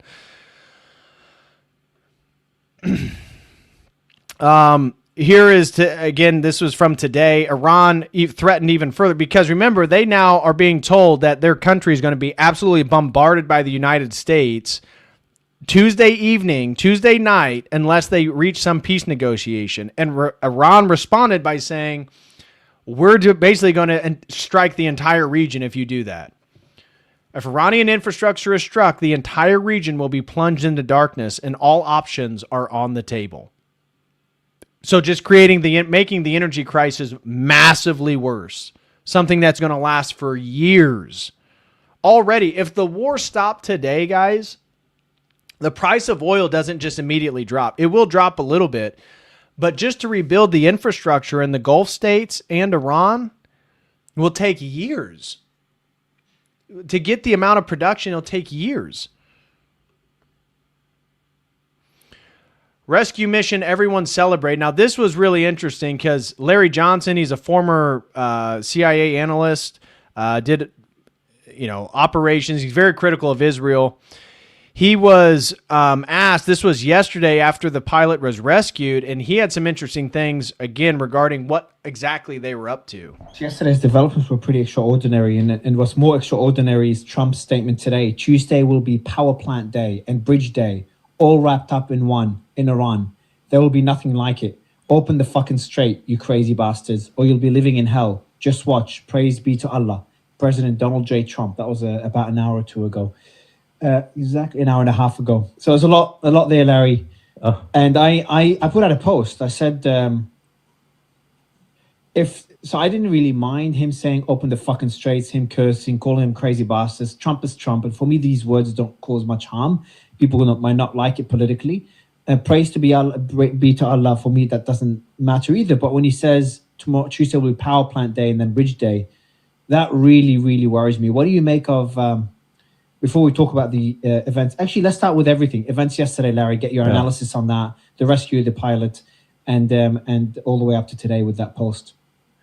Well, it remains, we still don't know how many other members of the combat search and rescue effort were killed. I think there were at least 6 dead from a crash of a C-130 that was involved with the whole rescue effort. So they're covering that up. They're hiding the casualties. This is I call this deja vu all over again. During the Vietnam War, when pilots were shot down and had not been immediately captured, we would send out the combat search and rescue teams to try to recover them. And more often than not, during that particularly 10 years of intense combat on the part of the United States, those crews would be lost. So just trying to save one guy, you'd end up getting 6, 10, 12 others killed. And that's what happened yesterday. The Americans, the media is just celebrating, we got them, we rescued all, this is great. Count up the number of aircraft that they lost, at least 2 Black Hawks in that effort, and at least 1, if not 2, C-130s. Now the one C-130 looks like it got stuck on the ground and then was subsequently blown up, but the other one was. And the C-130 got stuck on the ground. According to reports, it's Israel that provide intelligence stating that the C-130 would be fine to land on the desert sand, based on an intelligence report of what Iran is like in June. In April, like other places in spring, it's a little bit wet. And so the U.S. during this operation was landing C-130s on the desert thinking that they'd be fine, just like had been the case previously, had been the case, it would be the case during the summer, during July, during August, but not during April. And so then the U.S. took in Israeli intelligence, went to land the plane in the desert, and then got stuck in the sand because the sand's wet. Hit midair, exploded, and went into the ground. This is, all of this comes inconveniently two days after Donald Trump had proudly proclaimed that all air defense system in Iran had been obliterated, wiped out. So you take Trump's comments at that speech that he gave Wednesday night, and combine that with this latest truther, whatever he calls him that he put out. The man needs to be removed from office. And I'm not saying that in hyperbole. I mean, he is seriously mentally damaged. As they say, the egg has slipped off the English muffin here. He is not rational, or he's lost any filter. It's one thing to say, there's a sort of a right way and a wrong way to say this, but even Trump 4, 6, 8 years ago was not talking like this. And what's this praise be to Allah business? All that is insulting Muslims around. And he says it on Easter, guys. That's the big thing. Imagine that. On Easter. The day he can't even bite his tongue. He can't even be cordial. He can't even have some class on Western Easter. I mean, it's not our Easter. Our Easter's, Pascha's in a week. But for Trump, for most Americans, for most Western Christians, yesterday was Easter. And he says, praise to Allah. I mean, it's insane, really. Around the world. I mean, this kind of, if you will, the defamation of the deity. And instead of, in a time when the United States needs the support of countries like Jordan and Saudi Arabia, that kind of comment is simply going to enrage them. And in fact, after Trump posted that, the guy who, according to the U.S. and Israel, that they're negotiating with to be the new leader of Iran, came out and condemned it and said, Trump, you're making everyone hate. I mean, I'm paraphrasing here, but you're making everyone hate you. You're doing the exact opposite. He's the one that they're negotiating with to be put in place of power to end this war. And he's like, dude, why did you just say that? You just made everything worse. So what has been exposed over the course really of the last 48 hours is that the United States is trying to fight a war that it cannot win, and the efforts to cover up the losses is becoming increasingly difficult. And that's just a fact. That is not unique to Larry Johnson. A lot of people that have connections with intelligence have been saying that's the facts on the ground right now. And here, just further news regarding Israel's invasion of Lebanon. We're told, why does Israel say, well, they got to fight Hezbollah. They got to fight Hezbollah, right? Well, then Israel just killed Pierre Muawad and his wife. And Pierre was the leader of the Lebanese forces, a major anti-Hezbollah party in Lebanon. The leader of the anti-Hezbollah party, Israel's at war with Hezbollah, what we're told, then they target and kill him and his wife? What does that have to do with fighting Hezbollah? Well, of course, we already know it has nothing to do with fighting Hezbollah. The annexing of southern Lebanon has nothing to do with fighting Hezbollah. It's part of the Greater Israel Project. It's part of the destabilization of these nations. It's Israel's plan the whole time. I mean, they're a terrorist state. It's unbelievable. And then here's a little image that I just wanted to show in regards to the air equipment that's already been damaged. And this has to do with Operation Epic Fury, and most of it was damaged during the weekend. So we got carrier jets, we got Reaper drones, we got Chinooks, we got F-15s, A-10s. I mean, all types of aircraft. And as I said, at least $50 million destroyed or damaged. Some have speculated it's actually over $1 billion of aircraft that have been damaged. These are real images of Iran. So like here, this is from April 3rd. So even Grok says, yes, this is footage from Tel Aviv, shows multiple bright streaks. So this video, this is some of the cluster bombs that have been getting through the Iron Dome. This is real footage from 3 days ago.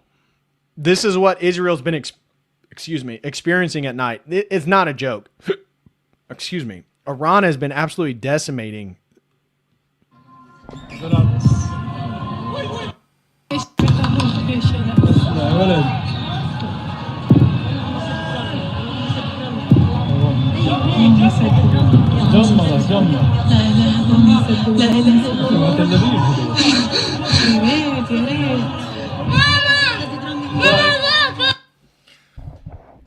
I mean, I got more. This is what it looked like for one of them getting through. So you saw how those were cluster bombs. This is what it looked like when one gets through. I'm going to play the audio. This is a security camera. This is a security camera. So once the bomb hits, you'll see that the explosion knocks the camera like off its stand or whatever.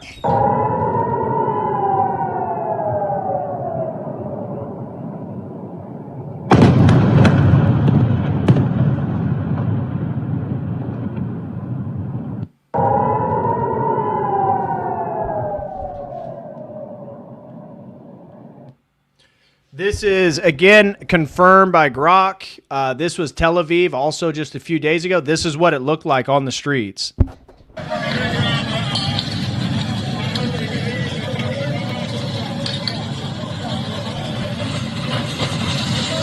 Good. Good. Lakshmi. What the heck is going on?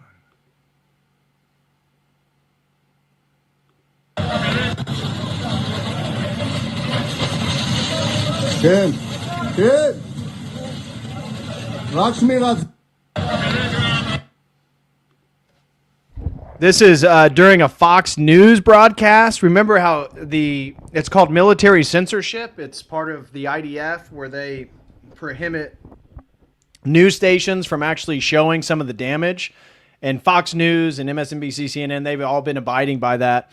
But this guy is showing the amount of traffic of people trying to flee Israel right now because they're essentially living in bunkers. Here, and as you look down on the main roadway there, you can see the hazard lights of vehicles that have pulled over during this alert. That is something we see pretty much every time. Obviously, everybody is told to go to the shelters the minute they hear those sirens. A lot of people who are, if they're in their vehicles, just pull over under those bridges to find whatever cover they can. But for the moment, Kaylee, it appears that all we've heard so far are high-level interceptions. Another one I just heard just off to our left again. Then we'll keep you posted. No sign, from our point of view at least, at this point of any impacts here.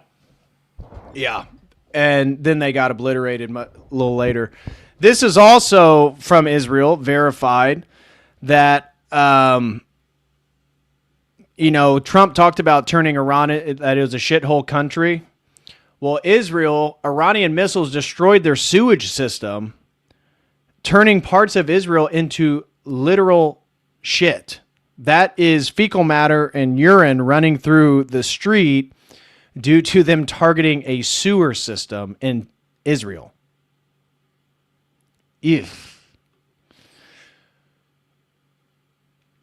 Here is Netanyahu on Passover, the Jewish holiday that coincides with our celebration of Christ's resurrection, presents himself as God and talks about how he is dealing the 10 plagues, echoing the book of Exodus, the 10 plagues onto Iran.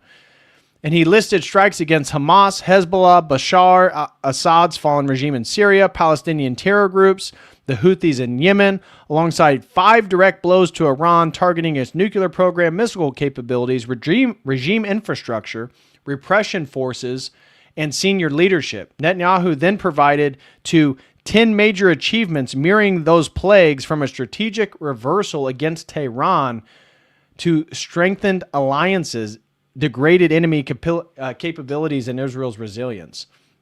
So the strange thing is that Netanyahu equated himself to God in the book of Exodus, who then, is responsible for these plagues.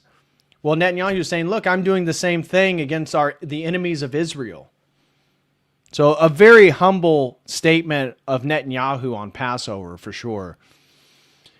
This is regarding Russia. Russia reportedly handed Iran a hit list of 55 Israeli energy targets. Now, this could be a lie, because Putin has also made comments about how he has to be very difficult because the second most spoken language inside Israel is Russian. And he argued that Israel is almost a second Russia due to how many Russian Jews are there. And so Putin and Russia has a interesting relationship with Israel. But Ukraine has been, Zelensky and the Ukrainian regime has been trying to blame Russia for all these other things to try to get U.S. involvement within their war. Ukrainian intelligence says Russia gave Iran a 3-tier target package for Israel's power grid. Level 1, critical production like the Orat Rabin power station that would cripple the whole system. Level 2, urban industrial hubs in central Israel. And 3, regional substations.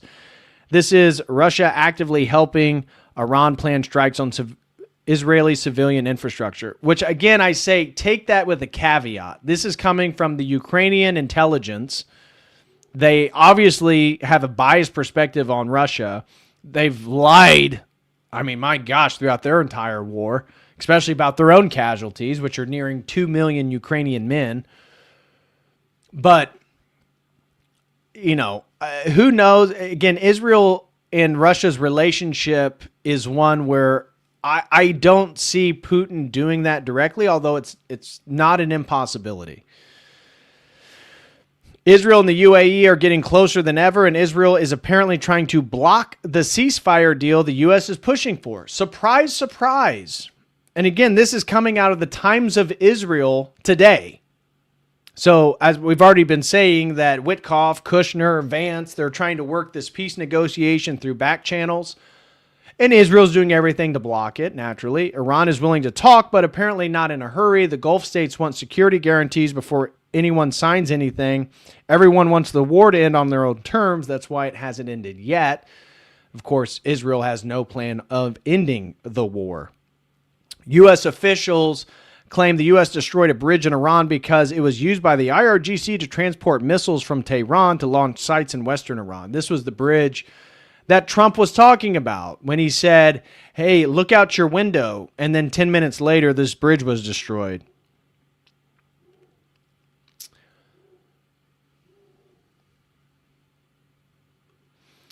Here is Trump admitting the thing that is unfortunately so true. He says, I love this guy. He's so nice to me every time I watch. We're not supposed to be seduced that way, but I am. When someone's nice to me, I love that person. Even if they're bad people, said Trump. I couldn't care less. I'll fight till the end for them. So Trump, again, as a man with no principles, his only principle is loyalty and devotion to him. If you give him praises and adulation, he will love you forever. And the other thing, this was not part of what I wanted to do, but we've done it, I guess, through sheer force of personality. We have a regime change like nobody thought was possible. They said, what do you mean you have regime change? My friend, great show. I love this guy. He's so nice to me. Every time I watch, And I appreciate. We're not supposed to be seduced that way, right? But I am. When somebody's nice to me, I love that person. Even if they're bad people, I couldn't care less. I'll fight to the end for them. So I appreciate it. But yeah, we know Trump. We know that's literally the truth. That's literally the truth. He does not care if they're good or a bad person. As long as they praise him, he likes them. I mean, and this is, again, it's cute and funny, like during some of the rallies, but now we're in a literal war, and it's the same stuff where he says, tonight I'm making a little speech at 9:00, and basically I'm going to tell everyone how great I am. If you didn't have me, if you didn't have some type of president, you wouldn't have Israel. Well, I will take that bet, Trump. At this point, yeah, I'll take a different president if that means Israel can no longer dictate policies in the United States. I will take that bet. Next, Netanyahu admits that he started the war on Iran in order to transform Israel into a super nation. We are working on transforming Israel into a super nation in the region and globally, which we already know. We already talked about how Israel, one of the reasons why they're in favor of the Gulf nations being destroyed is that they want to build a pipeline from Saudi Arabia through Israel to feed into the entire Mediterranean and Europe. Israel wants to control oil for Europe and the Mediterranean. That's part of their superpower plans. They're wanting to destroy Iran so that they can do it unimpeded, along with Turkey, which is next. And, he's just saying stuff that we already know. And this is the guarantee for our future. We are working on transforming Israel into a super nation in the region and globally. And we were able to do so thanks to our soldiers and our captains and all those who fought and those who died. And of course, thanks to your solidarity and your steadfastness. Now, remember also about them talking about latching on to another superpower after this war destroys the American hegemonic status in the world, and they're going to latch on to India. And remember when I played the videos of the spokesperson for the Israeli government and the IDF talking about how they're going to mass produce technological devices and be a world leader in production by having the Indians make it for them? Kind of like they allowed, China and Singapore to make their pagers that blew up the Hezbollah in Lebanon last year. I'm sure everyone's going to be fighting for Israeli technology, knowing they have a back door into everything that they make. They're monitoring you, and it will probably kill you if they decide that they want it to. Here, again, this was Trump today saying, South Korea didn't help us. Australia didn't help us. Japan didn't help us. We've got 50,000 soldiers in Japan, 45,000 in South Korea to protect them from Kim Jong-un, whom I get along with very well. Why would South Korea, who didn't ask to be part of this war in any way, why would they jump in? Why would Australia jump in? Why would Japan want to jump in? They would want to save and protect their military assets in case of the thing that he just said, a potential invasion. Trump has only destabilized the world and put all of our allies in more danger. And he doesn't get it. It's not just NATO. You know who else didn't help us? South Korea didn't help us. You know who else didn't help us? Australia didn't help us. You know who else didn't help us? Japan. We've got 50,000 soldiers in Japan to protect them from North Korea. We have 45,000 soldiers in South Korea to protect us from Kim Jong-un, who I get along with very well, as you know. Do you notice he said very nice things about me? He used to call Joe Biden a mentally retarded person, okay? So, and it's not just... He's just such an unserious president.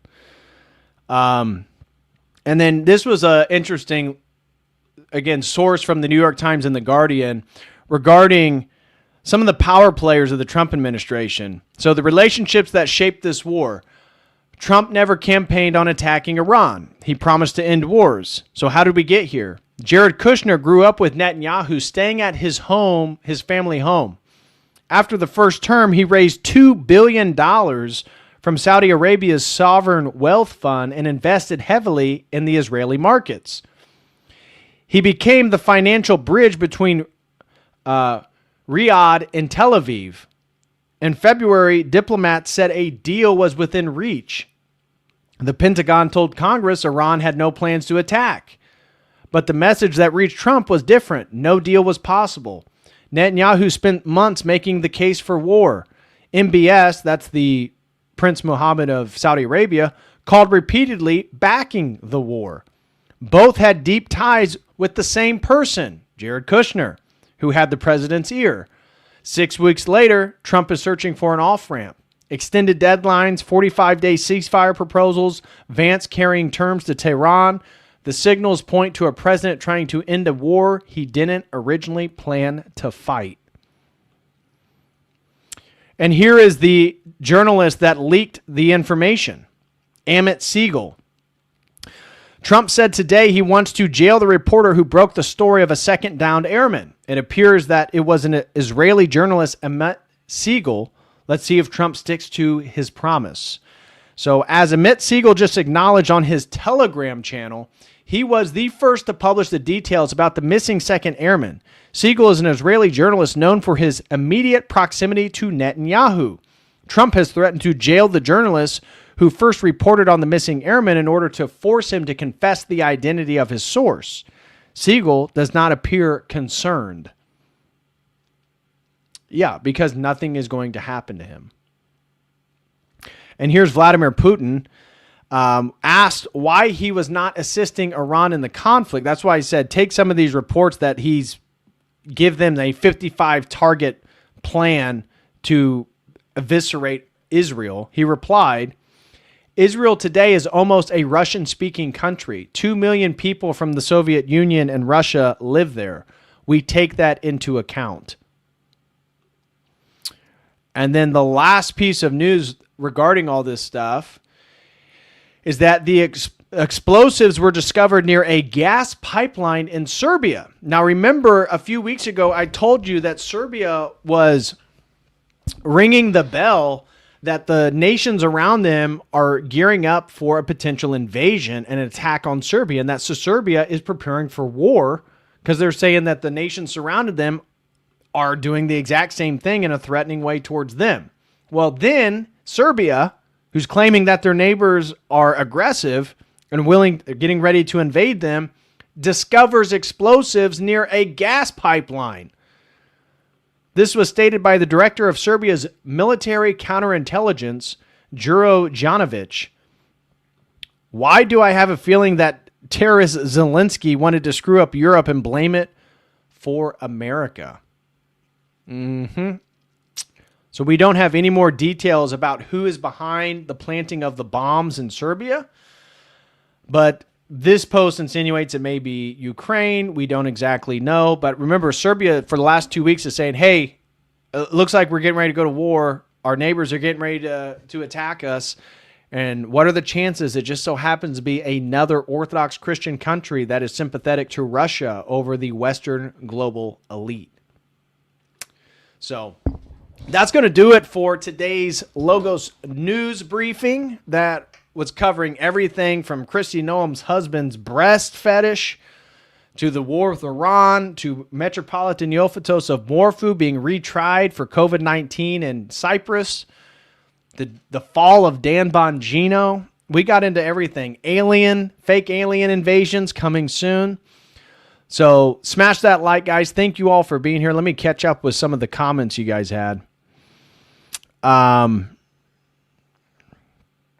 major WSO is not uncommon from my understanding. Okay, I read that one. Bitterklinger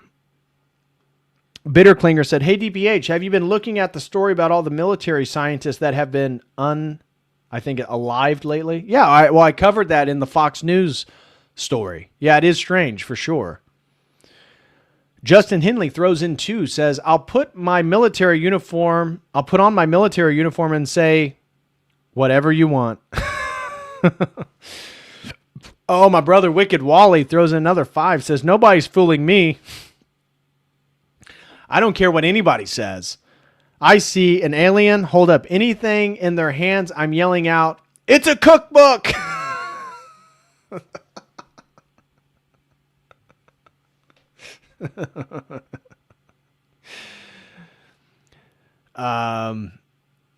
Unhipbone throws in 5, no comment. Thank you very much, Unhipbone.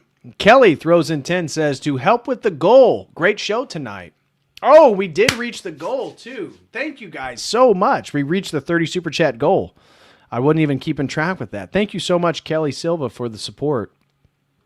Unhipbone throws in another 10, no comment. Thank you so much, Unhipbone. Then he followed with another 20. Unhipbone, thank you very much, brother, for your support. Austin DeTulio throws in 5, says goal. Thank you so much, brother, for helping me reach the goal. Thank you to everyone who supported today and on any other stream. Thank you guys very, very much. Asfa Rivera throws in 2, says, should we support Palestine or Jews or look for peace? I support Palestinian Christians. Absolutely. I mean, my sympathies in general are much more with the Palestinians than Israel. But realize we do not choose between Jews and Muslims. We are Orthodox Christians. We have a long history with both groups. Okay? So this is not the enemy of my enemy is my friend. No. Muslims are also here to take over your country, take your women, kill you, all that stuff. So no, it's not Islam or Judaism. It's Orthodox Christians, Christians in general. And what's the best for humanity? PD Store throws in 5, says South Ukraine, Turkey, the Levant, Egypt. Sounds like Greater Israel is rebuilding the Ottoman/Eastern Roman Empire. It does sound like that, doesn't it? It does kind of sound like that. Wow, generous super chat from Red Like Cherries 1 throws in 50. Says the Clinton chef, Walter Sheeb, drowned also in 2015, I think. Ooh, I did not know that. Thank you very much, Red Like Cherries. I appreciate that support. And B. Sirach gifted 5 Codal Crew memberships. Thank you so much, B. Sirach. And KLW got us started today with a super chat. Said, so, Netanyahu lost his mind. Par for the course at this point. Yes, very much. Very much par for the course. And I think that covers it. Let me just check the Streamlabs, make sure I don't miss anyone. And it doesn't look like it. So I want to give a special thank you to Red Light Cherries and the Eschaton Vigil for your guys' generous support today. $50 super chats. Thank you very much for that. I do appreciate it. Thank you for everyone who contributed to today's stream. Thank you for everyone who gifted some memberships. I greatly appreciate it. And I hope today's stream was informative and entertaining and useful to you, so you don't have to watch all the news like I do to try to be on top of things to present it for you. So smash that like. If you're interested, check out my book, Return to Babylon, From Adam to Antichrist, the ultimate Christian critique of transhumanism. And if you want to join our meetings, we got a members meeting tomorrow night, 7 o'clock p.m. Eastern Standard Time in the Logos Academy. Go to school.com/Logos Academy and join us. That is if you are a biological man. And with that being said, guys, I'm going to be out of here. I will be back Wednesday with Conrad of World War Now. We'll be talking about the latest in the Iran war. At that point, remember, tomorrow night is Trump's ultimatum. He said tomorrow night he's going to blow up the power plants and the bridges. So Wednesday, we're going to see if that's the case. And God willing, I hope, if possible, to potentially do a morning stream this week on the Crusades from an Orthodox perspective. So we'll see. Oh, Ray J? Okay. Let me see. Jay's live.